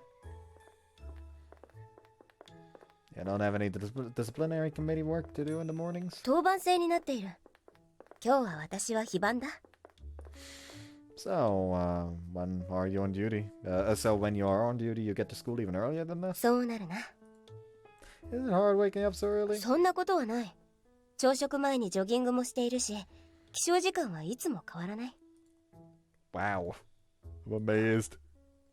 そうか。ん？風紀委員の仕事で早く登校すると、校舎の中は静かなんだ。この寮から校舎へ続く道も人気がなくて。 That makes sense. Most people are cutting it pretty close when they leave the dorms and end up running. I'm usually one of those この people. 道はいつも一人で歩いている。誰かと登校するなんて初めてだ。 Ibu looks at me. Her eyes meet. However, she quickly averts her gaze. Seems like she's trying to figure out how to behave around me. いや、その、 Being on the disciplinary committee sounds like a lot of work. いや、そうでもない。でも、こうやって誰かと。いや、いいものだなと思って。 That's so. She doesn't mean any harm. She's still looking away from me, but her lips are curled into a slight smile. Past the entrance to the school building is a bulletin board. Teachers and students use it to post any announcements they might have. There's currently a crowd surrounding it. 何か告知でもあるのか？ Yeah. Approaching the board, we see a familiar figure on the crowd. ミブさん。古賀かよ。村雲、おはよう。おはようございます。 Looking back and forth between Mibu and me, Murakumo suddenly takes my hand and drags me away. And starts talking to me in a どう whisper. なってんだよ。ミブさんには結局なんかあったのか？ Well, sort of. なんだそれ。はっきりしろ。 It's a pain in the ass to explain, so ask Muko for the details. てめえな。 It's probably not a good idea to be whispering about it when she's right there in the first place. Look very displeased, Murakumo steps away. じゃあ俺はこれで。失礼します、ミブさん。ああ。 He walks briskly down the hallway. He probably went off to go find Muko to ask about the situation. What a conscientious guy he is. いいな。あ、いや、やはり男同士だからなのか。君と村雲は本当に仲が良さそうだなと。 How are we close? All we do is fight. 遠慮なく言い合える仲ということだろう。羨ましい。 She seriously believes that Murakumo and I are best buddies. It'd take too much effort to clear up the misunderstanding, so I decided to change the topic. Anyways, more importantly, let's go take a look at the bulletin board. ああ、そうだった。 Working our way through the crowd, we look at the board. このところ学園内を騒がせている小物が紛失している件は現在調査中である。故に特査に個人での相談は控えたし。また校内で怪しげなアンティークドール推定体長20センチ閉じを目撃および入手したものは速やかに報告すべし。 You and I exchanged なる glances. ほど。みんなから情報を集めた方が手がかりになりそうだ。 Must be the work of Muko. She acted quickly. Hope we can find it soon. I stopped mid-sentence. Once we seal the mist, Sumi will probably stop moving. 気にしないでいい。 Realize what I wanted to 私も say. 早く見つかればいいと思っている。み Really? んなも大切なものがなくなって困っているのだろう。 Well, that is そういうことだ。では教室に行く。 Okay, I'll see you after school. She walks up the stairs leading to the second floor where the second year's classrooms are located. Head off to my own classroom as well.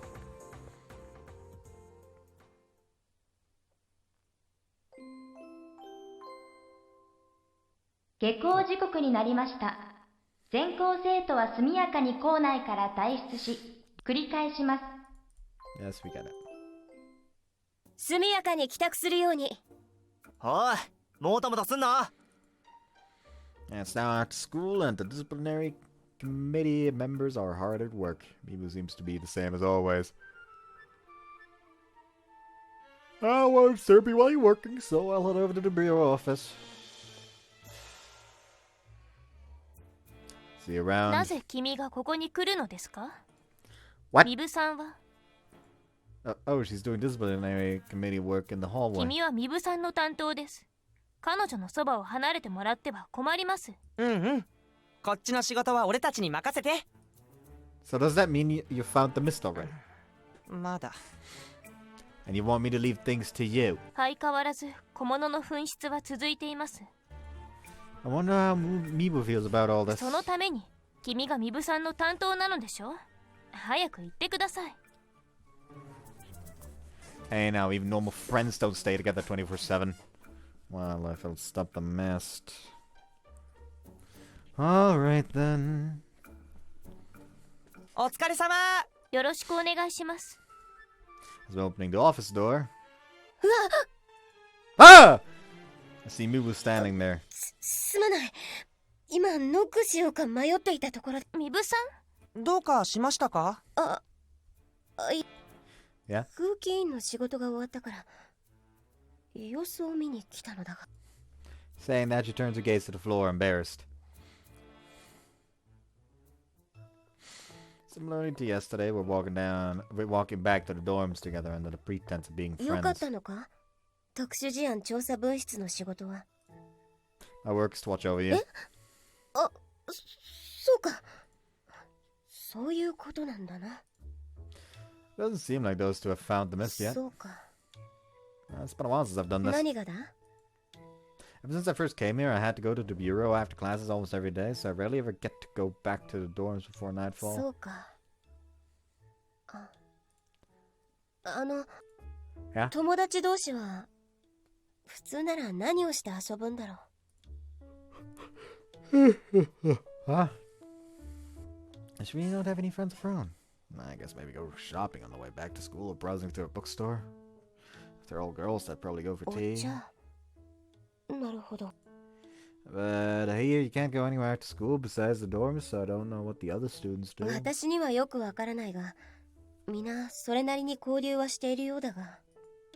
Oh, really? Well, the location doesn't matter too much in the Eh? end. What I'm saying is that friends will enjoy themselves regardless of where they are. Just talking together is fun, that's how friends are. そうだな。私も一緒にいてくれるだけで嬉しい。 Dorms here look like they're pretty well furnished, so I'm pretty sure people find something to do. みーくん、 Yeah? As I thought, I'm still not used to that nickname. I wonder if it's because she noticed my agitation, or if she summoned the courage to say what she wants to say. But she hesitates for a while before asking. この後私の部屋に来ないか？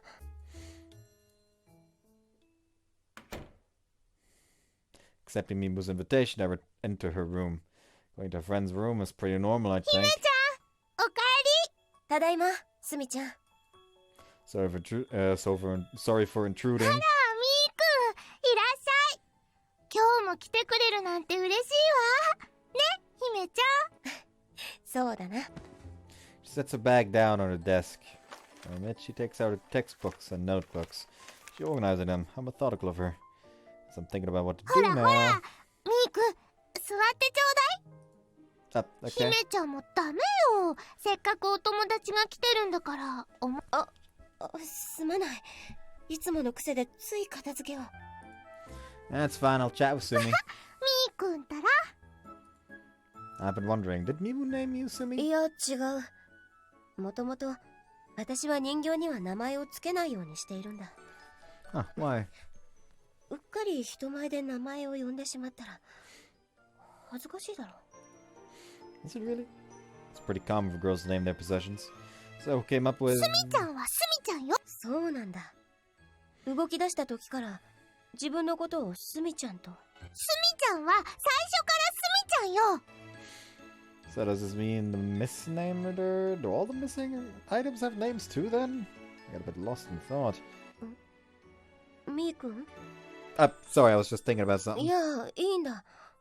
邪魔したな。Oh, not at all. もう二人とも他人行儀ね。あなんだか全然お友達っぽく。すまない。Nah, it's not your fault. If anything, it's それ mine. はそれが友達っぽくないの。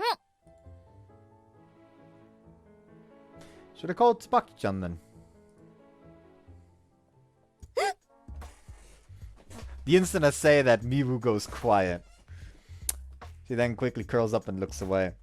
What's wrong? 家族以外に、 Huh? 家族以外にちゃん付けで呼ばれたことがない。 How sheltered of a life has she been living? So you don't want me to call me that? Call you that? 嫌というわけでは。 Then I'll call you Tsubaki-chan from now on. ちょっと待て。 What does she want me to do? いいじゃない、つばきちゃんで。私はすごくいいと思うわ。そうか。しかし、なんというか。 You're just not used to it yet. Eh? You won't mind it as much once you get used to it. そうか。 Yeah, give it some time. そうだ。お茶でも入れてこよう。Yu says that, probably in an attempt to dispel the awkward 給湯室 atmosphere. でお茶を入れてくるから待っていてくれ。日本茶でよかっただろうか。 Sure, では thanks. 行ってくる。 Ibu, that means Tsubaki-chan, hurriedly leaves. Tension in the air dissipates. みーくんってしっかりしてるように見えて頼りないとこもあるのね。 Huh? ねえ、わかってる？ Realize what? 私はお人形だから。この件が解決したら私は動かなくなるのよ。 I'm honestly astonished. I never imagined that the small doll would know so つま much. りもうすぐいなくなっちゃうの。 Yeah, you're right. その時はちゃんとあなたが姫ちゃんを支えてあげてね。友達ってそういうものでしょ。だから私が消える前にもっとちゃんと仲良くなってよ。 Okay. So satisfied with the answer, she nods. All of the friends created by that misbehavior that went this way? Or is she the exception? 待たせたな。 Carrying 2 teacups on a tray, Tsubaki returns. Thanks. It's warm green tea. Drinking it as once in a while feels nice. どうだ？ It's good. Drink coffee all the time in my own room, so it is a nice change of pace. そうか。よかった。 Smiling, she brings her own teacup to her mouth. She downs it in one gulp and takes a deep breath of relaxation. スミちゃんにも飲んでもらえたらいいのだが、今日の茶葉はなかなか良いものなんだ。私は姫ちゃんが美味しそうに飲んでいる顔がごちそうよ。 Actually, at this point, I menu feel this. like... Was there a hint showing me what... No, but it wasn't. Actually, hold on.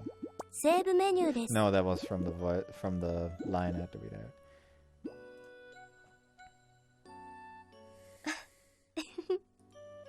She two girls aptly converse, or should I say the girl and the doll. Even at a side, you could clearly tell they're friends who trust each other a lot. As to Mr. Seal, Sumi will most likely return to being a regular doll. Tsubaki says that she's prepared for it, but I get the feeling that she'll be heartbroken when the time comes. Parting is never a choice event. そうだ、みーくん。今日、教室で。We chat while drinking tea for a while.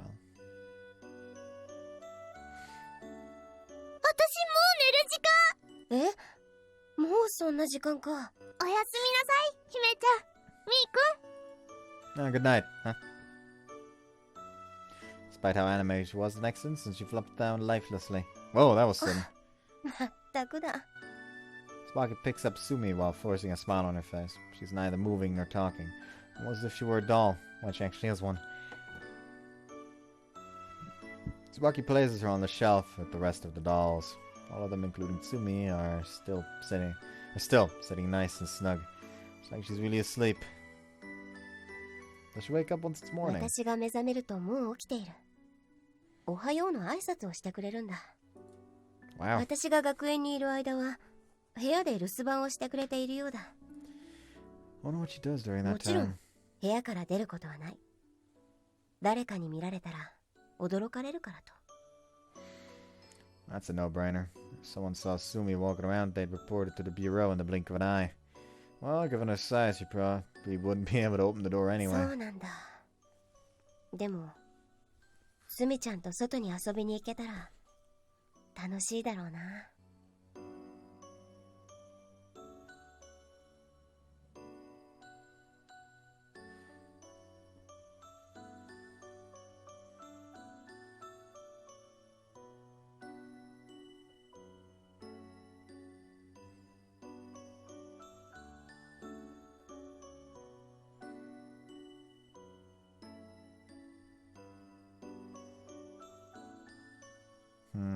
Weird. Well, I'm in a place with few people. 本当か？ Probably. そうか。Yeah, that sounds great. I should be going back to my room now. Thank you for the い tea. や、大したもてなしもできず。また来てくれるか？ Yeah. Take my bag, exit her room, and head towards mine. うまく友人として振る舞えていただろうか。でも楽しかった。あ、湯飲みを片付けねば。さてと、給湯室へ。みーくんか？はい。こんばんは、椿ちゃん。あの時 I hate that 私が目を入れた人形。 with a 本 passion. 当。今日は椿ちゃんに報告があります。なんだろうか。お友達をたくさん作りました。もう少しで全部作り終わります。リトさんが言っていた通り。どうする？私は封印の札を持ってはいない。いや、どうしてです？私には友達。どなたですか？待て。スミちゃん自体。古賀みちるという一年生だ。わかりました。では、その人のお人形も作りますね。Oh no! Oh no! 椿ちゃんは古賀みちるともお友達に。待て！私はそんなことは頼んでいない。大丈夫。心をほんの少しもらうだけ。痛くも痒くもありません。古賀みちる。鏡。待て！行くな！もういない。どこに消えた？失言だった。ミークの名を出さなければよかった。とにかく危険を知らせないと。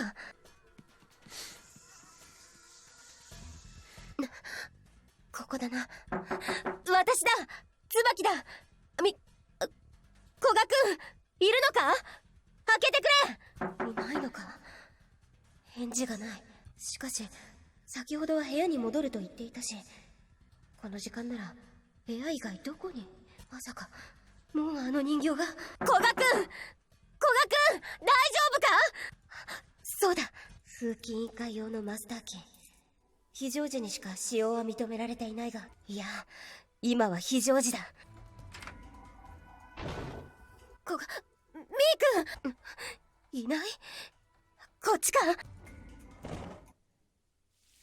くん無事か？Oh no!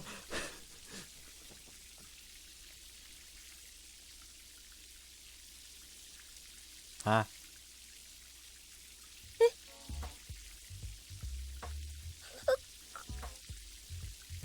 Fuck. Why are you?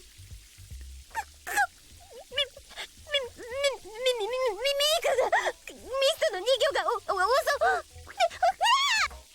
Careful! Tsubaki, who suddenly bursts into the shower room for some unknown reason, steps back and slips. Actually, you know what? Probably the scene that I unlocked isn't unlocked for me because it's like it's not in the all ages version. I just realized that.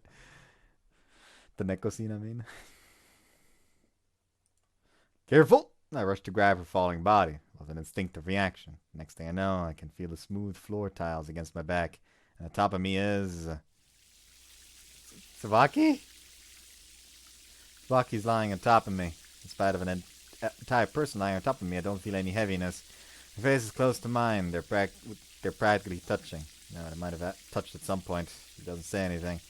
The only sound I hear is the shower. Her long hair is wet from the water running down above us from the shower head. Tsubaki is right before my eyes as the room starts to turn white and cloudy from the steam. Why is she here? Pretty sure I locked the door, so how did you even get in? Why'd she burst into the shower room? And her uniform is getting soaked. No, it already has! My brain is finally processing everything that's happened.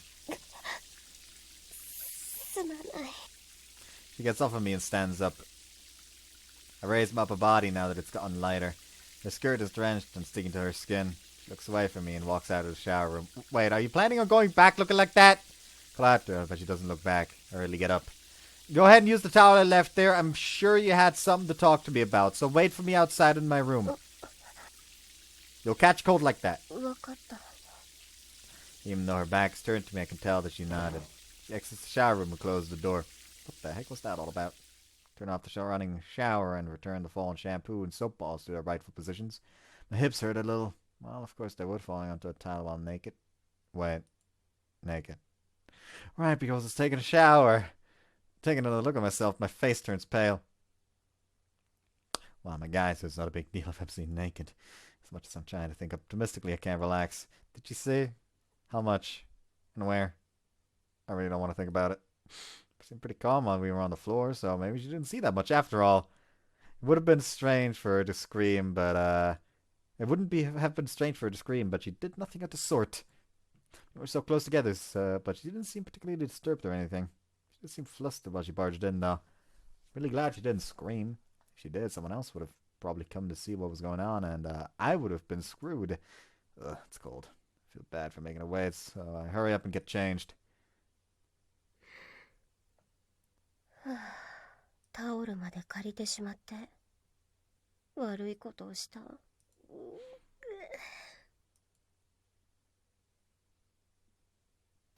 カか私はとんでもないことをしてしまった。バカか私は、いやバカだ。男子のシャワールームに突然飛び込むという蛮行をした上、ものすごくひっついてしまったではないか。それどころか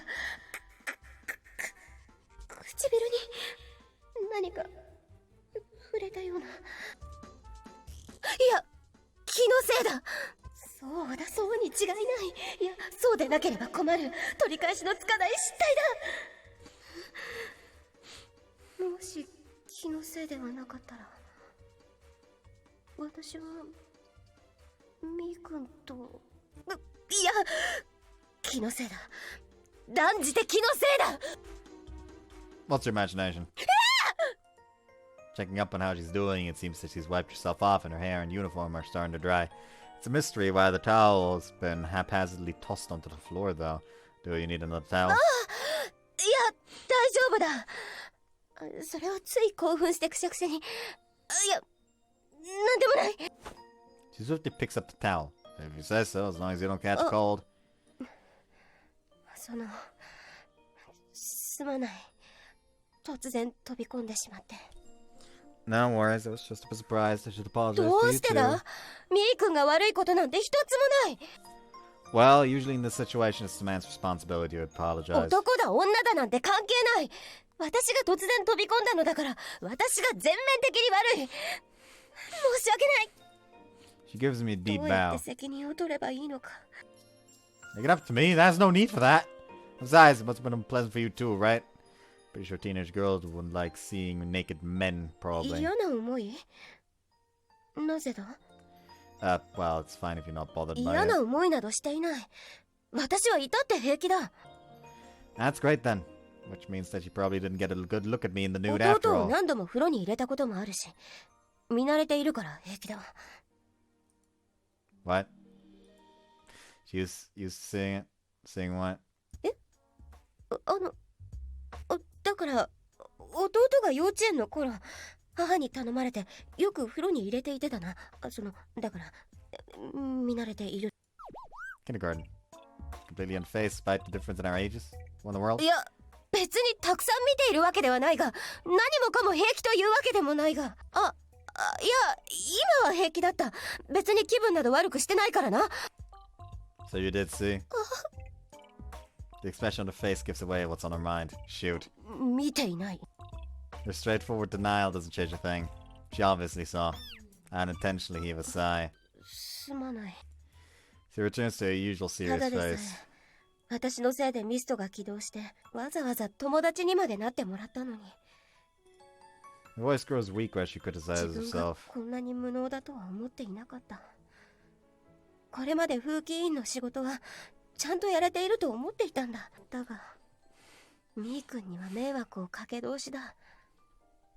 そんな自分が情けない。 I don't mind you causing me trouble. え？ That's what work at the bureau is like. I don't mind it at all. そうなのか。 Besides, it's normal for friends to help each other out when they're in それ need. はもちろんそう思う。 So there shouldn't be any problem with me helping you out, am I wrong? Oh. Tsubaki is speechless for a moment. Should I not? Looks like she understands. そうだ。私も友達が困っていたら全力で助ける。 You wouldn't think that they were causing trouble for you, right? そうか。そうだな。 She finally smiles. よくわかった。でも But やはり責任は取った方がいいのでは？婿入り前の男子の裸を見て何も謝罪しないというわけには。 so you did see. いや、見ていない。 Denying it now won't do us. Denying it now isn't going to do anything. 見ていない。 If you で say も so. 責任は取る。 Which is it then? She's surprisingly stubborn. It's proof of how diligent she is. Maybe I will have you take responsibility then. 私にできることなら何でも言ってくれ。 Boom! わかった。そうさせてもらう。 Wait! なぜだ？ Don't be so serious. I was just kidding. 冗談？ My bad. I never expected you to take it so seriously. It really was just a joke. You shouldn't take such an important decision without thinking about it at all. Man, that was surprising. いや、私は。 You don't have to take responsibility or anything. しかし。 You should get back to your room. It wouldn't look good for you as a member of the disciplinary committee to be over in a guy's room so だ late. が、Got it. I managed to remove her from my room as she's mumbling. みーくん。 Good night. おやすみなさい。 Phew, she's honest to a fault. Huh? Now that I think about it, why did she come to my room in the first place? Seems pretty flustered when she burst into the shower room, too. Well, whatever, I'll ask her about it tomorrow. 冗談だったのか。しかし。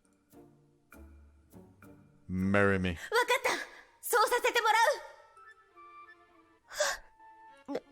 何を真剣に考えているんだ私は。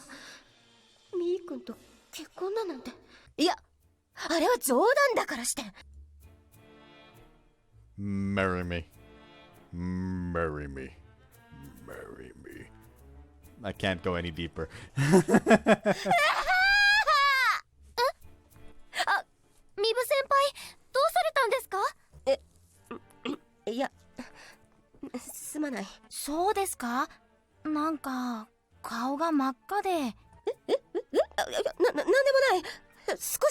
っていたから、そんな風に見えるのかもしれない。もう時間も遅い。部屋に戻るように。はい、失礼します。失礼します。私も部屋に戻らなくては寝られるだろうか。She forgot about the doll. After school, head to the bureau for status まだ update. ミストの本体は見つけられてないんだ。あまり有力な手がかりがなくって。予想通りではありますが、 What 1 plan? から10まで説明しなければいけませんか？ Yeah, some not particularly bright, so that would be helpful. ミッチ、落ち着いて。はあ、アンリ・シェブロは現れてからミブさんの前にしか姿を現していません。あれだけの持ち物を奪っておいて、目撃情報が一件もないことから考えて、 So you mean that it's normally invisible to people? 無論リトさんに確認も取りました。アンリ・シェブロは人から心を抜き取る時か、もしくは起動した人間のもとに現れる時でないと姿の見えないミストです。 What a ミ pain in ッ the チーの方は ass. どうなの？ミブ先輩と仲良くできてる？ Huh? Yeah, I guess you could say that. 曖昧ですね。進捗をはっきり報告してください。Progress! What exactly do you want me to say? 昨日はどんなことをしたの？ There's no way I can tell her what happened. Oh, right. I have to ask her why she burst into the shower room last night. Sorry, I just remembered that I had to talk to Tsubaki about something. Huh? What a 呼 grins. び方が変わってる。なんだ、仲良くやってるんだね。I guess. 用事とはどのような？ Why do I have to tell you? ミブさんのお友達に関係あることなら把握しておく必要があります。 That doesn't mean that. すまない。古賀くんはいるか？噂をすれば。噂？ No, it's nothing. Perfect timing, though. I was just about to go look for you. What happened? About what happened yesterday? 昨日。 She blushes slightly. Crap. I've forced her to remember something unnecessary. 何があったの？いや。That's right! You were going to tell me something, right? そうなんだ。私もそれを話しに来たんだ。それは私たちも一緒に聞いて大丈夫なことでしょうか？ああ。むしろ聞いてもらった方がいい。ミストに関係あることだ。She tells us that the Mist paid her a visit yesterday and that she told it my name. And also that it'll be coming after me. すまない。私の不注意でこんなことになってしまって。It's fine, really. I'm its next target now. Still hasn't sunk in, though. いいえ、これは好機です。牛尾さん？ミストは古賀くんの前に現れると予告していきました。ということは、こちらは待っていればミストを捕まえることが可能です。 So I'm the decoy? しかし、それは危険ではないのか？とりあえず危害を加えるわけではないので大丈夫でしょう。 Hey. その心を抜かれるっての自分ではわからないんだよね。もしかしてもう抜かれてるとかってことはない？ Huh? Nothing comes to mind at all, but that's to be expected if I lost my memory about 確 it. かにその可能性もありますね。リトさんに確認してみましょう。 Walking straight to the telephone, Muko places the call. Looks like she's used to dialing this number. Rito's on the other end of the line. Library's mysterious 特査 inhabitant. 分室の獅子型です。お聞きしたいことがあって。 Tsubaki watches her worriedly. そうですか。ありがとうございました。 Muko hangs up. リトさんの話によると、古賀くんがもし心を抜かれればすぐにそうだとわかるとのことです。 What's going on? 心を抜かれるときにはほんの少しですが魔力も一緒に抜かれるのですが、古賀くんは潜在魔力がほぼゼロですから、魔力の代わりに意識を持っていかれて混沌してしまうとか。じゃあ、彼は大丈夫なんだな。よかった。 She heaves a sigh of genuine 能 relief. 力がないことが良い方向に向くこともあるのですね。大変勉強になりました。 Sarcasm much? ええ、何しろ君のその性質のせいでヤヌスの鍵の事件では。 Enough about that already! I already apologized for it! ということはこれからミストがミッチーの前に現れるってことだね。 Yeah, alright, let's catch it when it does. Be a lot easier than searching randomly. 私にも手伝わせてもらいたい。は？私が名前を出したせいで、いや、古賀君が狙われることになったのだ。私には責任を取る必要がある。ボディーガードとして古賀君のそばにいさせてくれ。夜も熱の番で張り込もう。 As always, she's feeling heavily responsible for everything. Has she already forgotten our talk last night about being こう見え friends? ても体力には自信がある。 I think we all knew that already. That sounds reassuring. セーブメニュー Now I can save when I directly skip to choice. I can't. That's fucking セ weird. ーブしますか？セーブしまし Anyways, た。 locked out, huh? That sounds reassuring. Certainly would be more efficient if we were together. And if anything were to happen to her, I could protect her. Thinking about it that way, I'm thankful for her そう offer. か。よかった。 She sighs out of relief. いけない。風紀委員会の会議を抜け出してきたのだった。終わったらすぐにここに来る。だから待っていてくれ。 Got で it. は。ミブ先輩慌ただしい。ところで相談なんだけど、 Shortly after Tsubaki leaves, Umaru calmly speaks up. 人形がやってきた時のために俺たちも一緒にいた方がよくない？人手は多い方がいいだろうし。その提案は却下します。どうして？あの人形型ミストはミブさんの魔力で動いているわけでしょ。ミブさんとの間に魔力のパスがつながっていると仮定すると、ミブさんの行動からこちらの動きが筒抜けになる可能性があります。そういうものなの？それに全員が同じ場所にいると不測の事態に対応しにくいかと。 When we're capturing it, though, it'd be helpful if you two were there. After all, you're the only one with those talismans, Muko. もちろんそのつもりです。ミストを保護することが特差分室の使命ですから、監視カメラを用意して私とカラサマくんは別室で見張ることにしましょう。 Huh? You're gonna install it in my room? 何か問題が？ No, not at all, but still. ではカメラを借りに行きましょう。 From where? 視聴覚室です。 You have surveillance cameras in your... それにしても大丈夫なのかな？ミッチーとミブ先輩で、ミッチーがどうこうって思わないけど、ミブ先輩結構綺麗だし、なんかクラッときちゃったりとか。どうかしましたか？牛尾さんやっぱり鋭いな。前を歩いているミッチーに聞こえないように。いや、二人きりにするのはどうかなって思って。年頃の男女2人が一晩を過ごすとなると、確かに場合によっては心配でしょうが。まあそうなんだけど、でもすごーく気にしちゃう人もいると思うから。誰です？だから村雲先輩。なぜ？村雲先輩がミブ先輩を好きなのって見ててバレバレじゃない？意外と牛尾さん変なところで鈍い。ミッチーが村雲先輩に恨まれないかなって心配で。よくわかりませんが、気にするようなことでしょうか？まあ村雲先輩が一方的に好きなだけかもしれないけどさ。What are you two talking about? いや、なんでもないよ。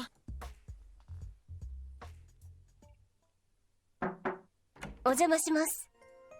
No worries, come on in. Since the miss is targeting me now, Tsubaki went out of her way to come to my room and act as my bodyguard. It's definitely a lot more reassuring compared to if I were alone. Though Muko and Omaru have already finished installing the surveillance cameras and are watching from another location, so I wouldn't actually be alone anyway. Have to keep that a secret from Tsubaki though. How's Sumi doing? 部屋に置いてきた。事情は説明して。 I そ see. うだ。まだスミちゃんが寝るには少し早いが、お休みの挨拶もしてきた。 Yeah, it's better than not saying it at all, that's for sure. She always seems to be having fun whenever she's talking about Sumi. Her joy is infectious, I find myself having fun too. Right, so what should we do now? どうしようとは？ We're gonna be up until the mist gets here, so I figured we should find something to pass the time. ああ、そうか。そうだったな。二人で。 What's the matter? 朝までか？ Huh? Wasn't that obvious? そうだったのか？ She suddenly grows flustered. I'm assuming she's bothered by the fact that we'll be alone together. そうだ。朝まで二人きりということか。なんということだ。You never realized? すまない。私はこの件でどう責任を取るか頭がいっぱいで、二人きりで一晩過ごすことになるとは思ってもみなかった。Ah, but that's how it's gonna be. Well, Muko and Omoru are watching us through the surveillance cameras.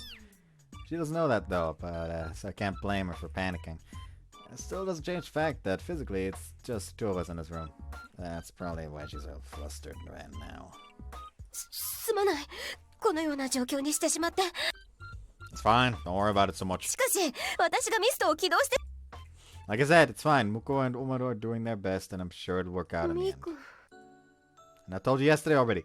You're not causing any trouble, me any trouble at all. それはそうだ。だが、ミ君がそうではないと思っていても、私が迷惑をかけているということに違いはないんだ。Damn, you're stubborn. Is she like this when it comes to other things too? Like, or just sticks to whatever she says no matter what, and feels like she's obligated to do something? Is there a reason behind that? Wonder if I should ask. Might be able to step in bounds, but I'm curious. Tsubaki, don't you think you're being overly concerned about things like this? そんなつもりはない。It's part of your job. It's part of our job at the bureau to take care of things like this. Yet you're feeling so responsible for it. だが、私のせいだ。If any other student had caused this instead of you, we would have done the same thing. So there's really no need for you to feel this way. そんなに気にしすぎているだろうか。That's how I feel. It's like you're always straining yourself. Going back to your hobby of making dolls, I don't think that it's something you need to だ hide. が、私が人形作りなど似合わないだろう。誰にでも意外な部分があるし、別にみんながみんながっかりするわけではないというのは。 Then why are you still hiding い it? や、できるだけみんなの思い描いたままの私でいたいんだ。私に期待を寄せてくれるのなら、それに応えたい。 So she's gonna try and preserve that ideal image until the bitter end. Why are you so obstinate? There has to be some sort of reason behind it. Why are you always trying to live up to people's expectations of you? Doesn't it get tiring? 疲れる？なぜだ？ You're focusing yourself to act that way. 無理などではない。私はただ誰かに喜んでもらえるのが嬉しいんだ。 Her expression changes that she says that. It's a face of nostalgia, as if she's remembering something from long ago. 私には弟と妹が一人ずついる。少し年が離れていて、両親の代わりにいつも私が面倒を見ていた。二人ともとても素直で可愛くてな。私はそんな二人を喜ばせようといつも夢中だった。 You definitely do give off the feeling of an older sister. だけど、ある時気づいた。喜んでもらえて嬉しいのは家族だけではないのだと。私のすることで誰かが喜んでくれるのが嬉しいと。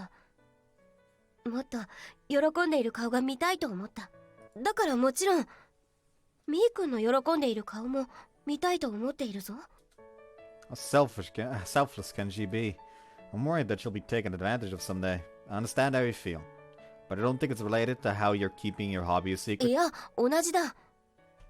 でもみーくんが人形作りのことをおかしくないと言ってくれたことはとても嬉しかった。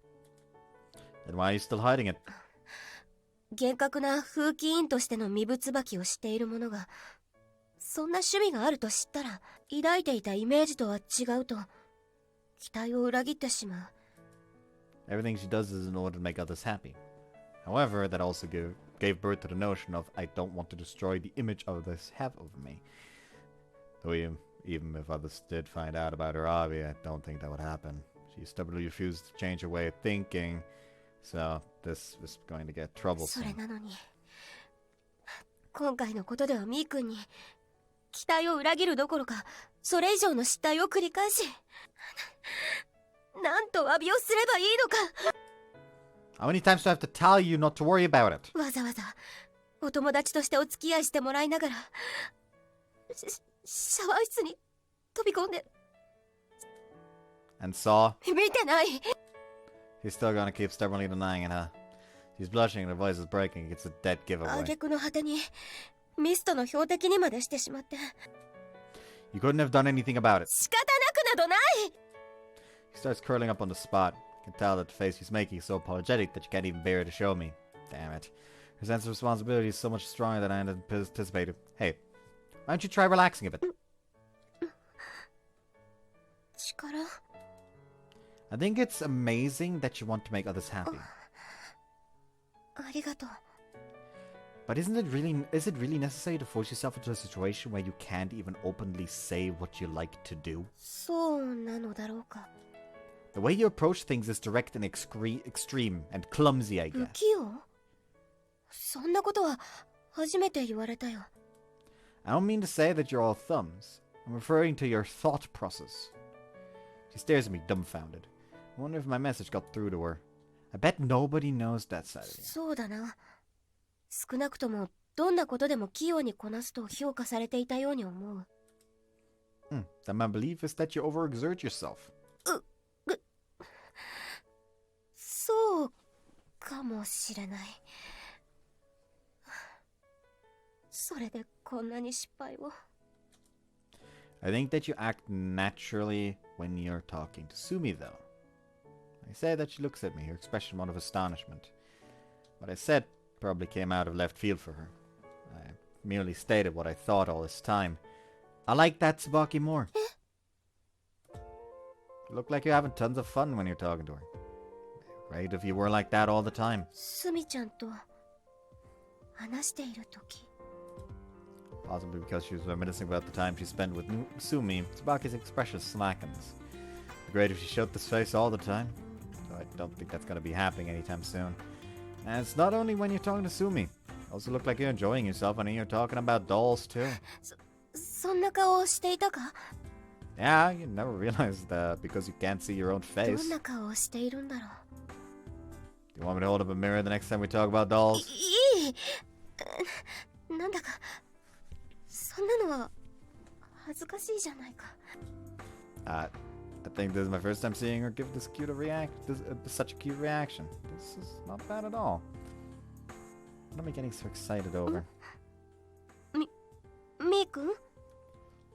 どうした？ Oh, no, it's nothing. みーくんと話している時もすみちゃんと同じくらい楽しいと思っているよ。失礼します。お邪魔します。 As I'm spacing out staring at Tsubaki, Muko and Omaru enter my room with fabulous timing. If they saw the expression on our faces or overheard our conversation just now, they'll definitely get the wrong idea, but it doesn't seem like they did. Hey there, you two. 無 What's 事解決 up? しましたのでご報告です。解決？もう終わったというのか？ええ、アンリ・シェブルは無事回収しました。これからリトさんのところへ持っていきます。Already? That was ミッ fast. チーを探しに来たところを捕まえたんだよ。案外すぐだった。そうか。それではもう古賀くんは危険にさらされないのだな。はい、そうなります。ミブさんもご苦労様でした。いや、私は何も。でもこれで無事に事件は解決だね。よかった。 This is a trap. This is a trap. The doll took their hearts. そうか。解決か。 Her expression clouds over for a moment upon hearing the case that's been resolved. I know exactly why. If the mist has been sealed, then that means Sumi is. Glancing over Tsubaki again, she looks to be deep in thought. She's probably thinking about her precious friend who's currently sitting in her room. 事件も解決しましたので、ミブさんがこの部屋にいる理由はもうありません。そうか。ええ、ですからご自分の部屋に戻っていただいて大丈夫です。ああ、わかった。古賀くん、世話になったな。No, it was no problem at よか all. ったねミッチー。これで安心して眠れるよ。 Yeah, you're right. Tsubaki seems unperturbed, acting like she always does. I can tell that she's hurting on the inside. There's no way she could possibly remain this calm when she's worried about her best friend Sumi. 大丈夫ですか、ミブさん。顔色が悪いようですが。まさか彼に何かされましたか？ What's that supposed to mean? I didn't do anything to her. そうだ、何もなかった。一応確認は必要かと思いましたので。You have so little faith in me. 君を信用したことなどこれまでもありません。 Why you? まあまあ、事件は解決したんだから。よかったよ。ね。Damn her. そうですね。それでは戻りましょう。私はリトさんにミストを預けてから戻ります。Okay, I'll leave that to 君 you. たちが邪魔をしなければ何も問題はありませんよ。 Why would we? ミブ先輩？すまない。それじゃあ部屋に戻ることにする。いえ、これが私たちの仕事ですので。そうですよ。I work you two. Stay safe. Heading back. それじゃあまた。 She's gonna she's gonna get back. Sumi is still gonna be up and running, and she was gonna realize, oh fuck. After bowing to the three of us, Tsubaki leaves. Her walking pace seems the same as usual. However, as she walks away, she gives off a feeling of loneliness. Is she really alright? Can't take my mind off of her. Episode Tsubaki.